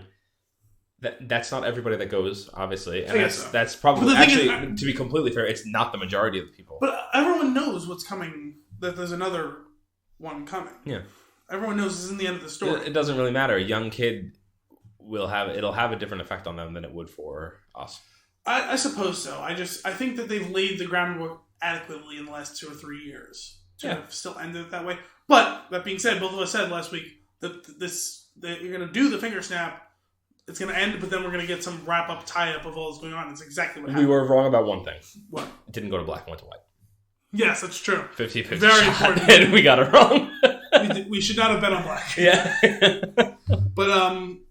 But we did settle on is when we watch Everyone Who Faded, there was some surprises, some less surprise. Yeah. And then we thought about it a couple more minutes while the screen was still on. It was like, I get it. Wait. We were expecting expecting all these people to die who we think is coming up on the end of their contracts. Captain America, Iron Man. And they were the ones who were left. But more than that, if you notice everyone else who was left at the end of it, the people most likely to not survive the next Infinity War. If you take a look at the breakdown of all the characters who left, all the ones who are gone, because Thor has got nothing left to live for. Iron Man he needs to be released. He's been tormented by this, and he's like shackled to this life, and he kind of wants to die to a degree. We have Rhodey, who, how in the fuck did you survive again? We have Rocket, which is the only one that concerns me because I love Rocket. No, but see, that's what I'm saying. I think you're looking at this slightly in the wrong way. This is what I looked at. I'm not looking at the characters. I'm looking at the actors. Robert Downey Jr. No, I know. has to move on. Chris Evans wants to move on. Chris Hemsworth, we thought for Wildwood. Bradley Cooper, I'm surprised he made it past Guardians of the Galaxy 2. We can look at the character. Rhodey is not going to survive forever. Heartbreaking. I guess there was a couple of people. Yeah, that was fucked up. And that's the other thing. Look at people who, because we talked about this a little last week. Sebastian Stan has like 6 more films under contract. Yeah. Anthony Mackie has a few more. I was with the Guardians. I mean, I wouldn't have been surprised if they split it 50-50, just for the sake of there being multiple ones of them. Mm-hmm. I don't know a lot about what the rest of them have on contract, but I could see Dave Bautista want to stick around. Yeah. We know Tom Holland is sticking around. He disappears, and what we were talking about is last night and this morning, after we seen it, was the idea that. I think the reason they chose to break it down this way is we'll probably get 2/3 of the next Infinity War with the guys who are left on the screen being the only Avengers we see for the majority of them. And then understanding what happened to the rest. And knowing that whether it be, we tossed around a couple of ideas, perhaps an alternate reality that's created where the other characters go. Let me pause for that for a second, because there's a reason that I say that, and that is we talked about this last night. They've done the exposition about the Infinity Stones 3 times now. I think it is, or maybe 4. I think it was 3. It's been a couple of times. It's obviously it has to be done in this movie because this is just good movie making. Like if you didn't see any other movies, you could watch this. You get the whole story. You don't get the attachment to the character. You get the whole thing. You don't need it. You don't need the rest. To a certain extent, this could stand on its own. Yeah, you wouldn't be as enjoyable, but it would still be enjoyable, which is good. But we get the singularity, like those 6 stones, they existed before the Big Bang, and when the Big Bang happened, they went everywhere, right? So the snap of his fingers is kind of symbolic of a Big Bang, and I wonder if it creates a split universe with another 6 Infinity Stones. Like that's kind of where I'm going with it. And all the people that got split into half went onto that. I don't remember you saying that about the separate stones. I didn't really think about that, but it's just a new okay, we've gotten too big for our bridges. Boom, let's do this again, and we multiply, and that would be too much. It would be too much, but that's something that works on a comic book page. It does, and you made a good point, a follow up point to that though. They'll resolve it in some way. Yes. They won't leave it open. Yeah, and that's the only way at this point with this many movies and this many characters to do it right is they have to resolve it. If they let it linger, they will DCEU this whole thing, and they're not going to do that. Yeah. DCEU. But yeah, I imagine that what we'll see is the majority of the next one will be with the characters that were left. Although there's a couple of interesting ones surviving who I thought were going to stick around, and I guess it may not be 100%, right? I think we have no idea. The big players, it'll be the case, but it may not be 100% the people who are left. Who because Denai Guerrero is still around, and I was under the impression she's still going to be for Black Panther 2. As well as there's talked about doing a spin-off, whether it be a show on Netflix type of thing or a movie for the Dora Milaje. That's cool. Because people love it so much. Well, that could also be It could be a pretty cool thing as well. What's her name is... I was almost going to call her the Scarlet Witch. Black Widow. She's getting her own movie. It's confirmed. I also believe that would be a pre thing. Because the origin of her sounds very interesting and would make for a good movie that would fall in the same caliber of movie as Winter Soldier. Yeah. If they do it right. Which, they're going to do it right. Probably. But Yeah, it's like, oh, Red Sparrow, you're adorable. Let me show you how to do this. Yes. We did not that we saw it. No, I could be wrong. Could be good, but it didn't catch my attention. So I'm just kind of assuming. Oh, it caught my attention. Although I saw very, very mixed reviews. Yeah, I am. Man, I'm so excited to see where this goes next year. And I'm really, really considering getting the marathon ticket for next year. That's gonna be. It's over multiple days. It's not. Yeah. It's not like you sit and watch all of them. It's like I think it's spread over a week. I'm not certain, but I would do that. I would also do that on my own time, in my own. That seems like a better way to do it. Yeah. Well, for certain, I can't devote an entire week to. No. Well, I do have the BLC wing of the household, but we'll do it in your basement, and we'll just brew beer the entire time. Just turn off life for a week. Just like we're just in my mind, it's a cauldron, and so we're I'm sitting there. Wrong. I have a 3-foot long spoon. There is some stirring over a very stirring long pot. And watching, and it's like Iron Man 1. We're like, we got so long to go. Well, if you're willing to buy a ton of glassware, we could brew a beer every day while watching all the movies. Interesting. Might make this a thing. And then leading right up to it. There is one important thing / character / death that we didn't talk about yet.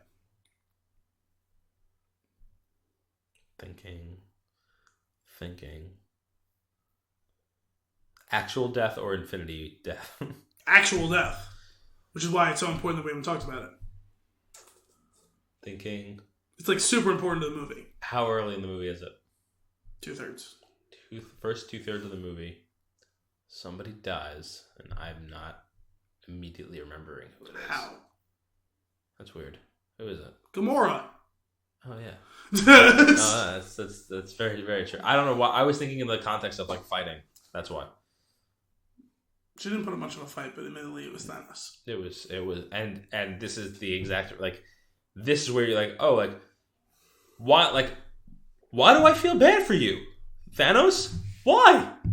Well, you know what it was is because we kept hearing the whole thing. Oh, she's his adopted daughter, this and that. Like, but it always seemed more for a utility standpoint, like that she was a useful tool, which she was. Yeah. Well, you always get I feel like you always get the impression that he did love her more than his own. Is Nebula his daughter, or was she adopted as well? Also adopted. Oh, okay. Because he loves Gamora easily more than Nebula. I think it's just because she's better. Yeah, yeah. Just remember, like she made them fight, and that's using them, pitting them against each other, and like every time that she wins, Nebula gets some sort of fucked up surgery, right? / enhancement. Oh man, the death of Gamora was unexpected and a very intense 5 minutes. Yeah, but that's what I'm saying. I never got the impression because he I think the only time we really see them interacting isn't he scolding her in Guardians of the Galaxy. I think so. Well, it's what's funny too. During that scene, I mean, I'm sure you did too. When he mentions what the Soul Stone is, we immediately know what's going to happen watching. It's like there's always one of these. Someone has to pay the price, and she doesn't get it right away, and it's really surprising because not only does she not get it, she doesn't get it so badly that she's mocking him. Right, and it's unfortunate because at this time I'm like, Nebula, not Nebula, Gamora, run. I was like, oh, you don't run. I was like, you don't understand. Run. And then Red Skull's like, he doesn't weep for you, Gamora, or he doesn't weep for himself. you don't get it. It's over for you. Sheer terror in her face when she realized what's going to happen, and that's exactly what she was trying to avoid to a degree. She thought more importantly that it was she had the knowledge locked away of where it is. It turns out it's even worse. She's absolutely necessary in the acquisition of it. Mm-hmm. If it was just the knowledge of where it is, he would have found it eventually. Yeah. But because if she was dead, he couldn't have gotten it. Yeah. That's interesting. And the bubble gun? I mean, the bubble gun, that hurt. That was a really silly thing to do. That made me feel really bad. Well, it was very Scarlet Witch. No, did the thing anyway. Got through it, and it didn't work. It was fucked up, but it was also. I always bought into Wanda eventually doing it. Yeah, and I didn't buy into Quill doing it. Right. And the bubble thing. It's actually kind of funny then, until you see how it all plays out. It's like, no, retroactively, that's fucked up. Yep.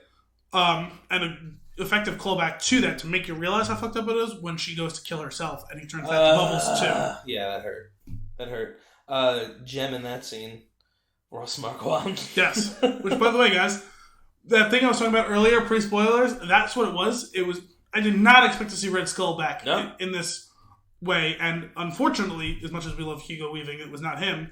It was the inimitable Ross Marquand from The Walking Dead, who is imitating. A very good impressionist. Yeah, and did a pretty solid job of him. Oh yeah, absolutely. Impersonating. Have you watched his impersonation videos? Yes, they're very. I've seen some of them. Very solid, and he's very good at it. Yes, he did a pretty damn good job of impersonating Hugo Weaving, impersonating a German. Right, and he doesn't just do a voice; he does the mannerisms. Yeah, and that's like key to getting it, except like pulling it off. Yeah, but that was cool. And seeing Red Skull, I was like, oh, this is a fun little, and letting you know, like, it's almost like, okay, let's hold on to this character. That was his end. Let's hold on to this character. Maybe we'll do something cool with him in the end. We're now like 10 years in. It's like, okay, we don't have a lot we want to do with him. But let's wrap this up. Yeah, and for the people who've been keeping track of that all, because I think in the Marvel comics that Red Skull is a really important character who sticks around in different timelines and different situations a lot. Less so, obviously, in the MCU, but this is an effective way of tying off that thread. Yeah, for sure. It was a note. So we were watching a little bit, like had a little recap on in the background before we did the episode.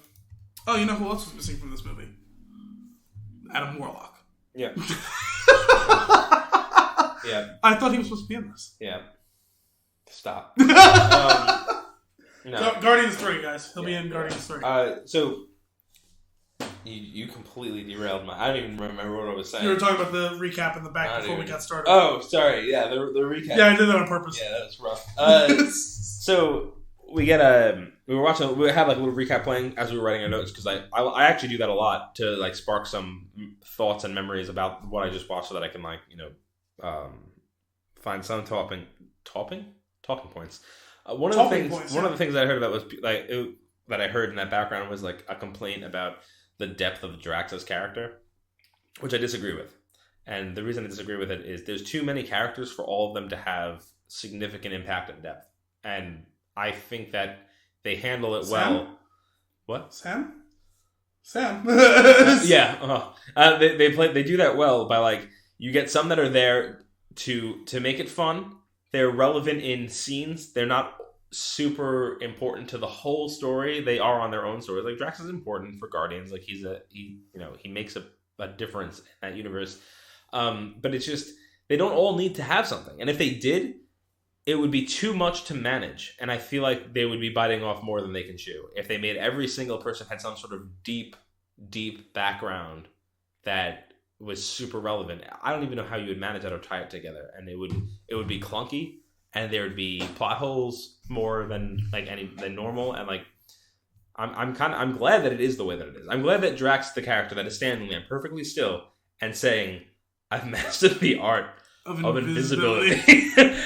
You're eating like a galactic space nut. What does he say? Yeah, I don't remember what it was. But he's like, it's Quill and Gamora having like a.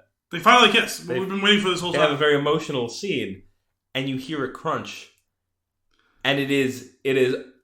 Yep, this is still Guardians. Which is and the funny thing is, we've seen that thing in a whole bunch of different sorts of movies. It's exactly what It got so serious that I figured it wouldn't be that way. It had to break. I figured it'd be a little bit more like one of those things where like he walks in, "What's going on, guys?" Like, yeah. Oh, nothing. No, yeah. I mean, like, not how long have you been standing there? 1 hour. 1 hour. No, I've mastered the art of invisibility. I can stand still for so long. Damn it! That you think the eye wasn't the eye. The eye can't see me. I can move so subtly. As he's slowly. I can see you eating that. Oh my God. You can't. That's silly. That is just something I wanted to touch on because I feel like that's Ant-Man and Hawkeye very absent from the movie, and I read not very absent, entirely absent. But I say very because it's in your face that they're absent.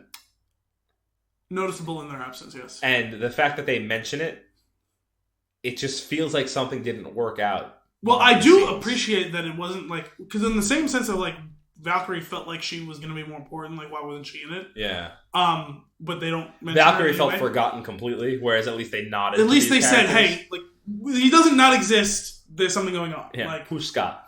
Yeah. Oh, that's right. You've been gone for a while. Actually, some of those jokes were kind of funny, Yeah. too. Like, we're not really on speaking terms. What do you mean you're not on speaking terms?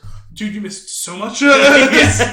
Oh, new suit? Yeah, I got like 60 of them. Like, Or when he's back and you get when Banner is back and you get that whole feeling. Oh yeah, like they haven't seen this guy since Ultron.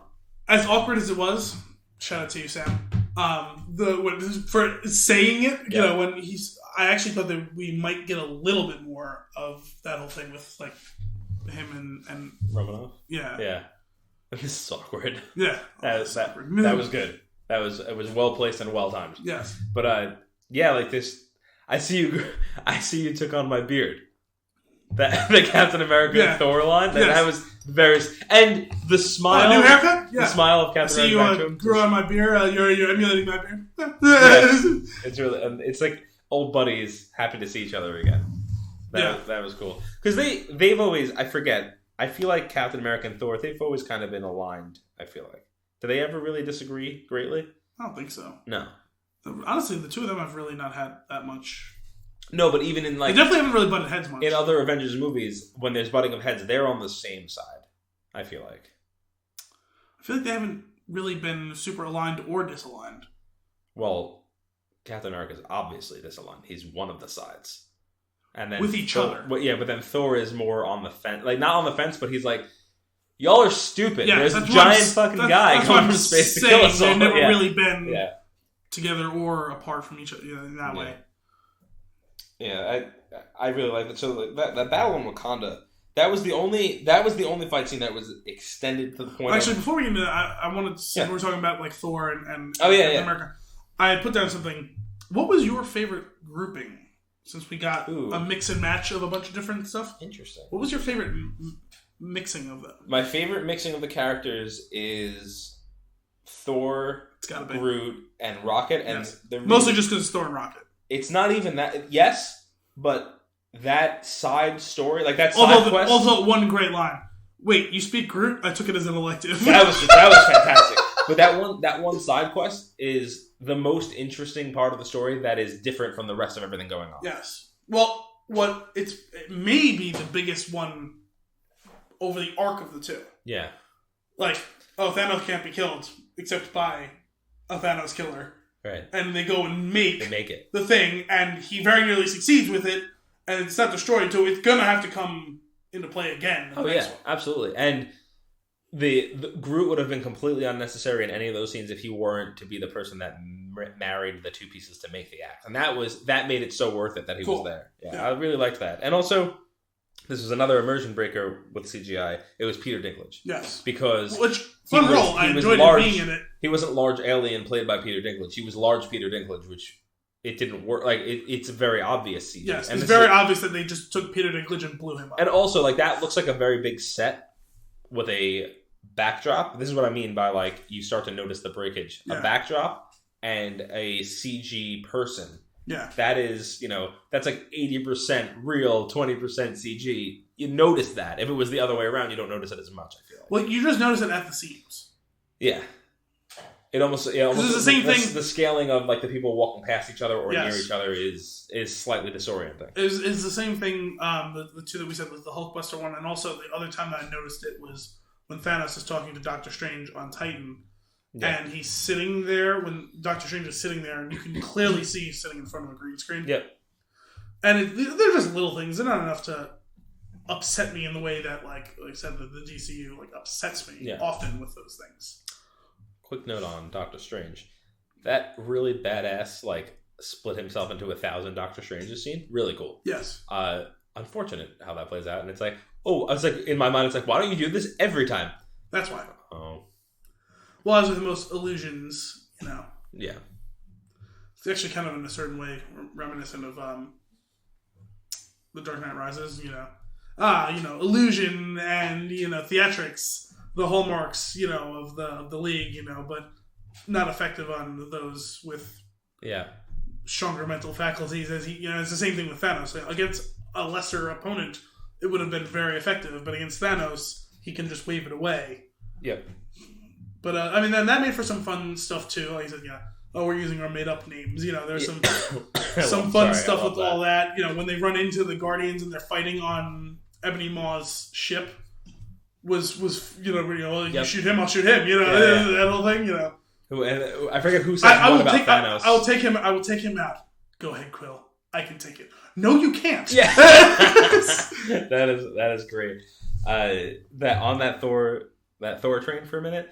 The calling Rocket Rabbit is repeatedly, not once, with no ill will. No, he wasn't. The first time that he was of all the people who've called him things, the first one he wasn't doing it to fuck with him. It's just like, I'm kind of aware of Earth things. Yeah, this is a rabbit, right? You're a rabbit, right? That's a rabbit. Yeah. And also, Rocket doesn't take offense for two reasons. One, you see him moderately be like, "What do you call me?" And then two, he's like, "You're the captain, right?" And he's like, I love you. We're going to be best friends. Also, we're going to go to the place that you can build weapons to kill gods. 100% watch the Rocket Thor movie. I want one of those weapons. Mere mortals couldn't take it, and yet I want to do it even more now. It's also, so great. He's not doing his voice deeper. Yeah. What are you doing? Quill, what are you doing? What? I'm not doing anything. You're making your deep voices sound like him. No, I'm not. This is how I talk. That's so stupid. Well, man, just calling him Rabbit, very silly. I love what they've done with Thor over the past couple movies, because Thor went from being just the character that I was just like meh about to you're now my you're one of my if not my favorite characters right now. Like they've owned what to do with him. You know what it's also done? It's finally allowed Chris Hemsworth to show off whether or not he is a good actor. Yeah. He's been good in this one in Thor Ragnarok. Yep. Whereas at best in the other two Avengers and the first two Thors, you're saying, I have no opinion on you. Right. He makes you laugh, he makes you cry. Yeah. And he does both of those things well. He's got good comedic timing. Yes. Oh, well, no, hang on. I'm coming back around. Yeah. Also, the scream in Ragnarok is also one of the funniest scenes in movies. Which one? When you're about to meet the what is Jeff Goldblum's character, the Grandmaster. You're about to meet the Grandmaster in 3, 2, and it lasts just long enough into the scene that oh my goodness, it's so funny. I've been through more conversation was especially since we've seen some of those things. Yep. Like here and there throughout the course of them, and then they keep coming back. My brother's dead, and my sister was sent to hell. I didn't know I had a sister until last year, and I had to kill her, and my father died. Yeah. And Gamora tells him, well, what about your mom? Also dead. Yeah, and then Peter has to tell his story, and everybody's just like, okay. It's been a rough week. Yeah. That's actually your reference to your that was Nick Fury thing. I think I narrowed that down a little bit longer. I put it in here a little bit shorter. I put Thor's Rough Weekend, because if you look at it, it feels like it's actually just a couple of days. Yeah. It's the events of Ragnarok onto the ship. We know at the end of Ragnarok that Thanos' the ship is behind them. Yeah. So this is right after that. Yeah. I mean, it's a question of, I guess, how long they were on the ship before they found Thanos. Probably not very long. Oh, right, because that was like a post-credit. Yeah. Right. Yeah, I don't think it was very long. So I'm meaning on the high end, days. Yeah, so sorry. Sisters came back from hell, had to kill her. Loki's dead. Father's dead. Entire planet, nation thing. At this point, Asgard isn't a place that says people. Asgard is now finally destroyed. Yep. Because all the people are dead too. I mean, sure, like Valkyrie was on the far end of the universe at some point. Are there one or two somewhere? Maybe. Sure, probably. Lady Sif is unaccounted for. Yeah. She'll never be back in these movies. But, for all intents and purposes, yep, Asgard and his Asgardians are dead. Yeah. Brutal. Yeah. Brutal. Very strange amount of screen time. I'm not a huge fan of Idris Elba, but I told you I like him. Yeah, you never he's watched had, The Wire. He's got a lot of minutes. screen time on The Wire. He's good on that. But across these 10 years, I feel like he's had a combined like 6 minutes of screen time. He had a decent amount in the first one. For exposition. Yeah. Yeah. Most exposition. Yeah. Basil exposition. Yes. Oh, man. Rabbit I Love. Oh, I actually want to touch back on the Ant-Man Hawkeye thing.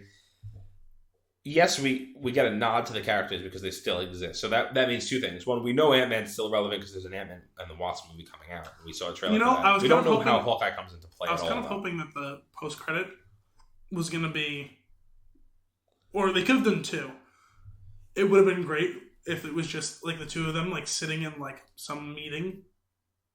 I wonder what's going on with those guys.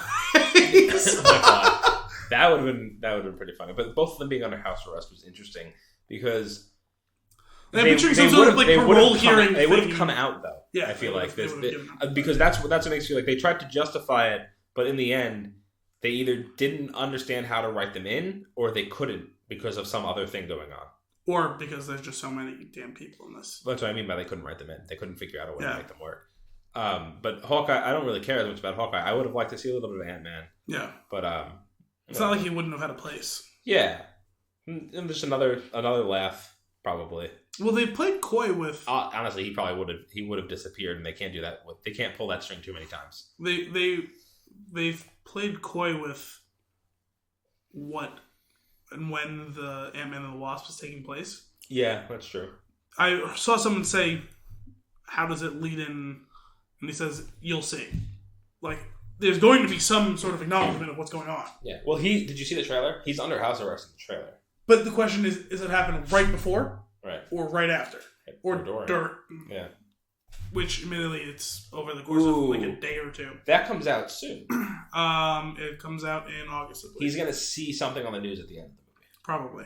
And get involved. Well, how the fuck does life just go on? Everywhere else? Yes. I don't know. You know what I mean? Yeah. Because off-screen, if you take that movie out of the equation, between this and the next Infinity War movie, all we have is Captain Marvel. And it's taking place in the 90s. Mm-hmm. And the post-credit scene shows that she's coming. Wait, sorry. No, off-screen we have Captain Marvel, we have and a Wasp. We have... So if you took that off the table. Oh, okay. Sorry. It's just Captain Marvel. Yeah. And it's taking place in a different time period. Yeah. And Which at the works. end of it, yeah. Meaning, technically, even though we have to wait a long time, the next one comes up, and even if it's jumping forward a little bit of time, we're not going to see the nitty-gritty of how everyone is surviving or not in all of this, you know what I mean? Yeah. If Ant-Man and the Wasp taking place afterward, it's going to be a weird world. Mm-hmm. With half the people just gone. I don't think it can. Neither do I. I do think it takes place and does a similar lead-in type thing. Which means like it'll be a post-credits lead-in. They're gonna have to come back for the next Infinity War, right? I think so. I think what we're gonna see is at the end of Ant-Man and the Wasp, in a post-credit scene, I think we'll see the ship over New York, the spinning ship, and then he's like gonna look up and be like, "Mother of God." I'm a little curious. It seems like they're going to try and go all in on trying to find the mother in the Ant-Man and the Wasp. Oh, yeah. If they do that sort of thing, are they going to find her and then what's his name is going to disappear? Because someone's got to go. What do you just going to be trading one parent for another? Why does somebody else have to go? Oh, because if it leads up to the events of Infinity War, half the people have to disappear. Right, but it's not half of every group. No, but it would be a little weird if all of them just remained intact. Yeah, that's true. That would be really shitty. Yeah. I want that. They all disappear except him because he's out the next time. Oh, yeah. That's fine. That's interesting. I'm curious. Did you see the Ant-Man Wasp trailer? That wasn't on last night, was it? I watched it on my computer, I think. No, they didn't have one, which I guess it's kind of a little odd. It's pretty good. It's fun. There's only been one full. It's long. Yeah, I've seen it. Yeah, it's pretty good. It's very entertaining. Like, yeah. It's like and the music it like swells right. Like it's really like this is a comic book movie. Like, yeah. This is and these characters are from they're a little older, so like the references in the music feel a little bit dated, which is good. Yeah. And it works in the theming. It's fun. I'm excited for it. Let me see here. Everyone's screen time. Yes, I had a note about that as well. Well done. Very well done, with the possible exception of T'Challa. Possible exception. Yes. I've explained to Al my theory. I don't think that he needed more because he has been front and center. He was front and center like a month ago. Like that was. I agree. He just got a lot. It would probably be too much. That's probably why it's done, but it does seem a little bit odd since.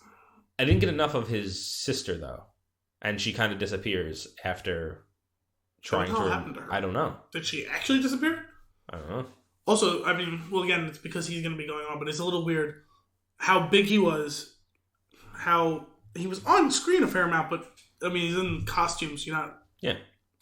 So you didn't really get much with him in this movie, and then he's also one of the ones who disappears. Yeah. Well, a lot of his on screen in costume, he did have the cowl down, so yeah, for some of it, it was only the fighting that it was up. But that was a lot of it. Yeah. It was. I do think that they didn't want to burn you out on him. I guess so. I feel like that's what they. Although, and I probably would have been. They If they spent did a lot too of much time on on other people in his own movie anyway. I mean, there's a whole section of it where he's presumed dead. That's true. I like Wakanda. I was glad that it wasn't as. I thought it was going to be even more time there in the movie than there was. It certainly seemed like they're building up towards it. Yeah. I mean, I guess physical screen time on it's a fair amount, but it's mostly just in a field fighting. Yeah, which I kind of appreciated that it wasn't just because there was Civil War The New Age Battle of the Pelennor was more an Avengers movie than a Captain America movie. Yes, and this could, if you spend enough time on Wakanda, this is more of a Black Panther movie than an Avengers movie. But there was still enough. But they didn't do it, and they gave, like we said, they gave the characters the right amount of time. They gave everyone that needed time enough. Yeah, which was quite well done, and enough storylines going in parallel that all tied together really nicely. That's just well done. Yeah, this movie, hell, I mean, I guess they had a blueprint from the first Avengers, but everyone was like, wow, this is such a cinematic achievement, the Avengers movie, getting them all together. This blows that out of the fucking water. 100%. The first one was a very, like, you can't knock the first one. It's like a very good first intro to doing something like this with this many. This is characters. A masterpiece. Yeah. And I can't wait to see it again. And for it to wrap up next year. Yeah. And dive into the. It's nice because we know they've said like everything's different from here on out from the end of this movie forward. I like that. I like that we could put these 10 years to bed and move forward and do something different. Yeah. And I'm curious how they go about it. And obviously there'll be nods and references along the way, but they're priming it for the next set to be its own thing. Yeah. And that's fun. I like that. They'll give other people more screen time and more writing and thought, and it'll be good. Yeah. I'm excited. You had mentioned there is an Arrested Development. I did. So for those of you who don't know, the Russo brothers, Anthony and Joe, who directed this, they directed Civil War. I think that's the only two that they've done so far. And the next one, right? They're doing the next Infinity War as well. They've taken over the Joss Whedon role that he had in the first two phases. I guess they did the Winter Soldier. They did the Winter Soldier as well, I think. Which one did Joss Whedon do more than just Avengers? Did he do the second one? I think he did Ultron as well. Oh, really? No, for some reason I didn't think that was the case. Go on. The Russos did the two Captain Americas and the two. So Captain America, Winter Soldier, Civil War, this, and then they're doing the next Infinity War. Right. So they have a pedigree in having worked in Arrested Development. I think they wrote and or directed a handful of episodes. If you've listened to us, you know that we're both a big fan of Arrested Development. So they left the stair car from the show in the background in Civil War. Yep. During the fight at the airport, the hangar. Yes. Yep. Which admittedly is Makes the place sense. you would see a stair car. Yep.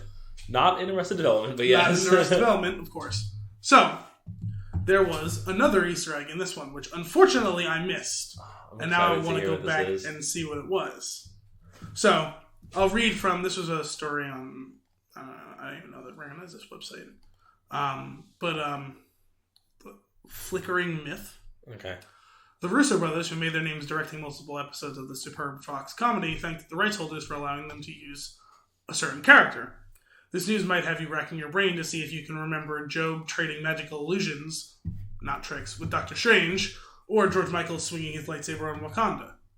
Well, now the Easter egg has been revealed as everyone's favorite Never Nude, Tobias Funke, played by David Cross in the TV series. While he doesn't appear in person, if you look carefully in the background, during the scene in which Thanos interrogates the Collector on Nowhere, one of the display cases contains Tobias in his I blew myself Blue Man Group phase. No.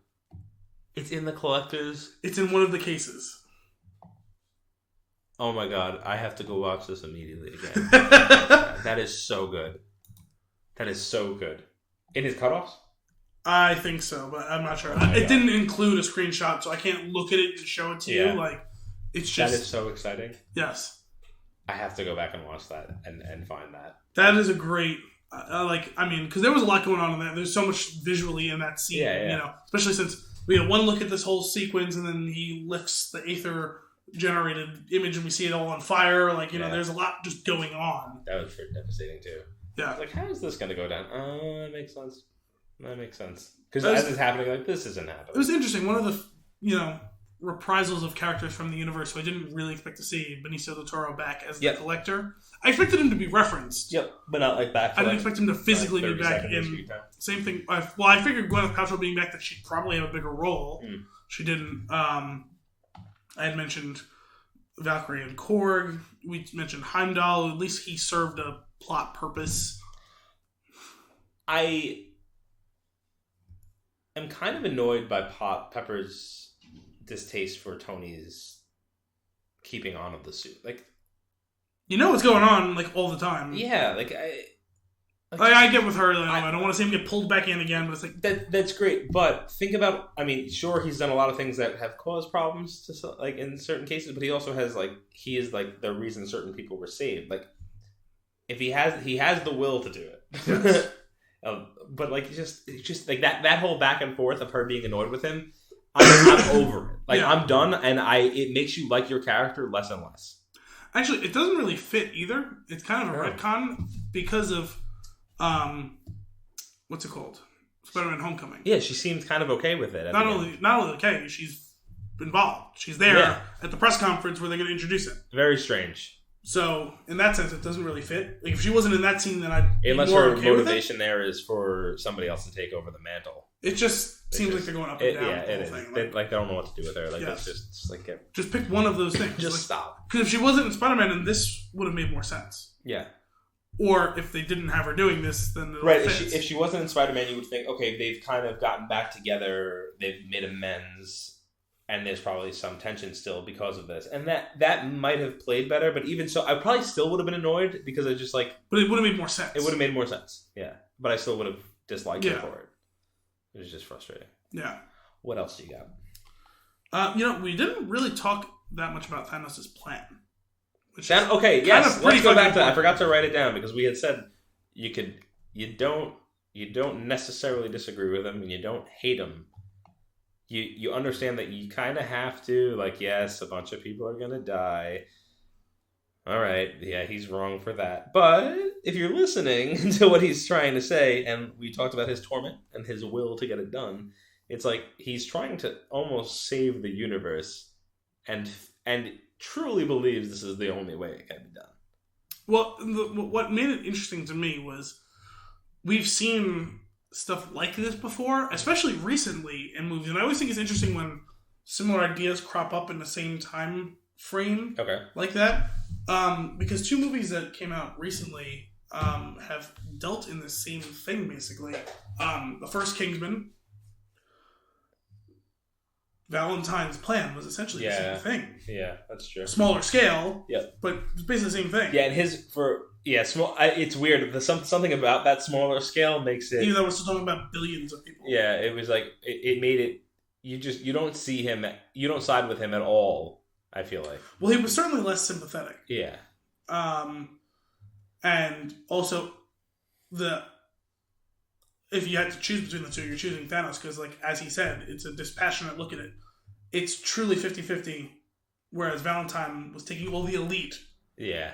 and they were going to be the ones who survived, assuming they agreed with him. Yeah. They all got to get in this bunker and this and that, and it basically killed the masses. Mm-hmm. Whereas Thanos even explicitly said in his original plan on Titan that the plan I presented to the elders of the society or whatever was true 50-50. Rich, poor, famous, not, whatever, everyone. Yeah.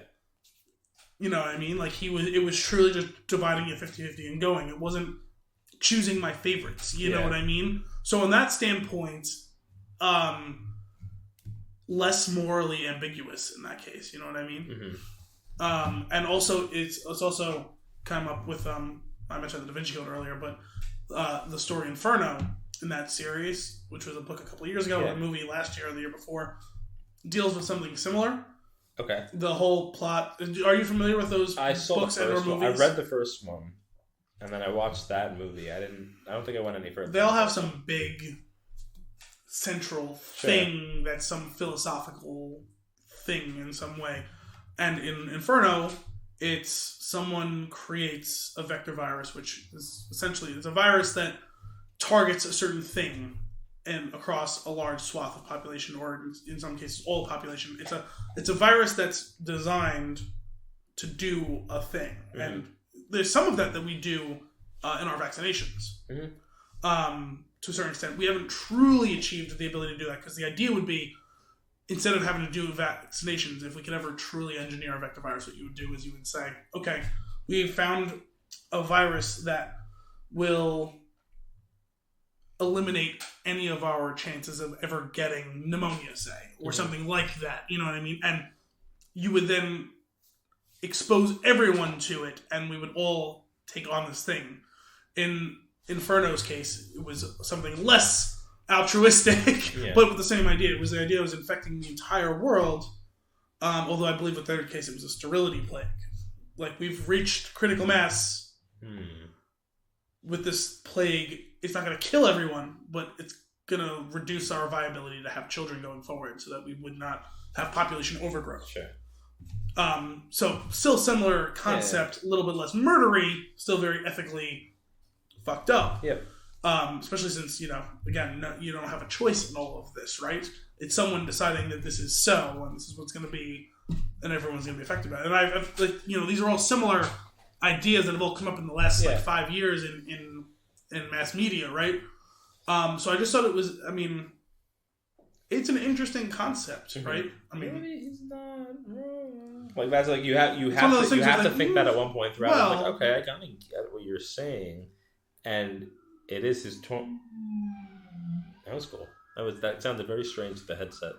It sounded weird here too, honestly. Like, yeah, but like seeing that play out, like or even like just the talk of it, like they do build it up, and you're like, okay, I see where you're coming from. And like I said, it's the portrayal of the character of Thanos and really solid writing around his character, where it's like, all right, you're probably gonna win, and I don't know how mad I'm gonna be. Like, yeah, that makes sense. I get it. I get what you're doing. It's not. I get like, yeah, like if you're thinking about it, it's like if there's only right and wrong and there's no gray area, then you're wrong because you're killing a bunch of people, right? Like that's how we're supposed to think about it. Yeah. But you're not. You know what it is because you're doing it for a reason. That you're not doing it for your good. Own personal power. Yeah. You're not doing it for your personal gain. You're doing it whether you're right or wrong. You're doing it with the big picture. You know what really drives the point home? At the end, he could have died at the end of this movie with the axe through his chest, and if they did, that would have been very powerful. And he still does it. It would have been if he died and said worth it. Yeah. It was just Oh man. Oh, that was good. I really want to watch this again. I really do. It would have been cool if we could have pulled off like we've done with Star Wars, seeing it twice before we did this. Yeah. It would have been tough to handle. Oh, absolutely. Especially with the length of it. And us seeing it at 12:30. Yeah. The only other note here that I have that I didn't touch on was Doctor Strange's cape. And that I mentioned this to you last night. Involuntary gasp when the cape ripped. Yeah, I was afraid it was going to be worse off than it was. Yeah, it survived, and I was like, oh, thank God. I was more okay with Thanos wiping out half of the universe than the cape getting ripped. What in the hell? I'm broken inside. What is that? No, it's one of those things where it's like, watch, someone kill on screen, then you see it's like a dog or whatever, and it's like, oh, no. Yeah. It's one of those things, it's that blind loyalty. Yep. Like you mentioned Magic Carpet. Magic Carpet from Aladdin. Getting unraveled in the first Aladdin. It's like, no. What happened? I almost had a bit of panic, actually, on Nowhere when Thanos unraveled Mantis and sliced up Drax into cubes. And I was like, no! If they're going to die, how? It's so quick and so, we didn't get, a moment and that was good. That was really well handled. And then bring them back and you'd be like, oh, thank God. I'm relieved, but I'm also still hurt because a lot of stuff just went down. Heart is racing. That was very intense. Man, I remember that. When that happened, I was like, we're just going for it. We're just going to just off people left and right. I thought, going in, it's like, okay, not a lot of people are going to die in the context of fighting. People are going to die, and when this finger snap happens at the end. And then when that stuff happened, I was like, oh, or not? I actually also wondered whether Tony was going to die when the moon got dropped on him. Which also, by the way, don't drop moons on me. Great line. A lot of comedy, as usual. Would have enjoyed the comedy more if I could hear all of it. Yeah, sure. Screw you, theater. Very upsetting about that. Very upset. I was too. Man, what a good movie. What else you got? Do you have any other notes you want to touch on? No, really. I mean, the only other real thing that I had was, for one, I had heard ahead of time that Thanos was the most interesting, empathetic villain. Mm-hmm. And I still ended up underestimating it. Oh, yeah. Still, after all of that, I was like, wow, I did not even appreciate how much that was going to be the case. Yeah. No, the other thing was just kind of some stupid things, some fun action stuff. Yeah, hit me. Bucky grabbing Rocket by the head and spinning. They're what? They had 3 seconds of interaction. Yeah. Just him grabbing him by the head and that was spinning excellent. While the two of them shoot in a circle. Also, how much for that gun? How much for that gun? It's not for sale. How about the arm? I'm gonna get that arm. Yeah. Brilliant. And this was another brutal death that I was referring to earlier. When I don't know what they do. They kick one of those people up into Proxima Midnight, and the friggin' Carrie Coon, by the way, that thing comes by and just chops her up and splats not Scarlet Witch. You know why I keep doing it? Because she's Scarlett Johansson. Yeah, and she was with Scarlet Witch in that scene. Very difficult. Black Widow. That was disgusting. And she just splattered with blue blood. She's like, that's gross. That was funny. When she came out of nowhere, and Scarlet Witch, and she wipes out that giant machine, and Michonne's like, why wasn't she here the whole time? What? And it's like, fair. Also, you can watch Thor kick some serious ass again. It was fun. Yeah, just hitting the ground and demolishing half of an army. I'm glad that they kept. I mean, admittedly, it was only a couple months, but it's different director and it's different thing. When Black Panther got ready to get started to fight and the whole thing, I was like, they better keep that whole thing with the discharge. So that was a really cool thing. I was glad that they did. It's a cool thing. It's a cool little function. Definitely. The Iron Spider was cool. Yeah, that was cool. And him, really, he is being he's disobeying a direct order, right? But he's not doing it just to be I'm going to do my thing. He really believes what he's doing is right. And you told me to save the Doctor, or save the Wizard. Told me to save the Wizard. Yeah, and it's the Wizard. That whole. What about that fight scene where he's like, hey, you want to catch me up here? He's like, yeah, these guys are here to kill this wizard who's got a stone. And it's like, got it. Okay, cool. And he goes, go save the wizard. Got it. It's beautiful. And then the punching and fighting through the portals. Yes. Magic punch. Magic kick. Yeah. Magic portal. Magic portal. Magic kick. Yes. And I said early in the beginning when Wong... Also, I was kind of disappointed Wong was only in one scene. Yeah, I like that. Just because I like Benedict Wong in general and the character was solid. I like that they literally did the game Portal where the two of them had one portal and Ebony Maw shooting all those things at them. They open it and shoot it right back at him. That's the first blow you get against that villain. Yes. Which is also fun to see. The nano suit was really cool. Yeah, I liked that. I liked just the idea that when he first got the metal suit on, the Iron Spider suit, whatever, he says, this is really intuitive, it's cool. And then later on we see it where the legs came up and started working and he doesn't realize they're there. Yeah. It looks, what the hell is that? Yeah, that's awesome. And it's funny because they don't dive too much into it, and I'm sure we'll get more of this in Homecoming 2, whatever that'll be called, Spider-Man 2. there's like obviously the aspect of there's an AI for the suit similar to Friday, or if it is Friday, I'm not even sure how that works. Is it Friday? I think it still is because remember, wasn't he? I think in the what does he call it? Suit lady. Suit lady. Yeah. So you have that, but it's only partially that because he is like So hypersensitive and here? can control It's that only been stuff. 20 minutes. Probably. Yeah. What? What? But like half of that is probably the AI, and the other half of it is his immediate body reactions to things because he has the spidey sense obviously and all that. So it's like it's amplified because the suit can do incredible things, and his reaction can cause incredible things. Yeah. So like that's really fun. And then the Iron Spider thing kind of saving him from getting sucked out into space. That is one of the cooler ones because that just shows you how much he's trying. Yeah. I feel like he's trying so hard. Like he's not focused on himself. He's like, I got to save this guy. And the suit helps him do that. Like obviously he was going in as a kid without like fully realizing his plan. Yeah. But he's just like, he is dead set on the goal and he's like trying to save the doctor. It's really cool. Big fan of the Iron Spider. The wizard. Save the wizard. Oh man, what a fun movie. You got anything else? No, not really. All right. Well, I guess we'll probably if we have anything more to say, we'll probably tack it on to the end of another episode. We'll let you know that we're hitting it. Spoilers again, and do that stuff. So I'm sure there'll be more to talk about, especially after I see this again. So that's it for episode 44 of Flicks in the Six. We hope you enjoyed it. Flicks in the Six will return next week.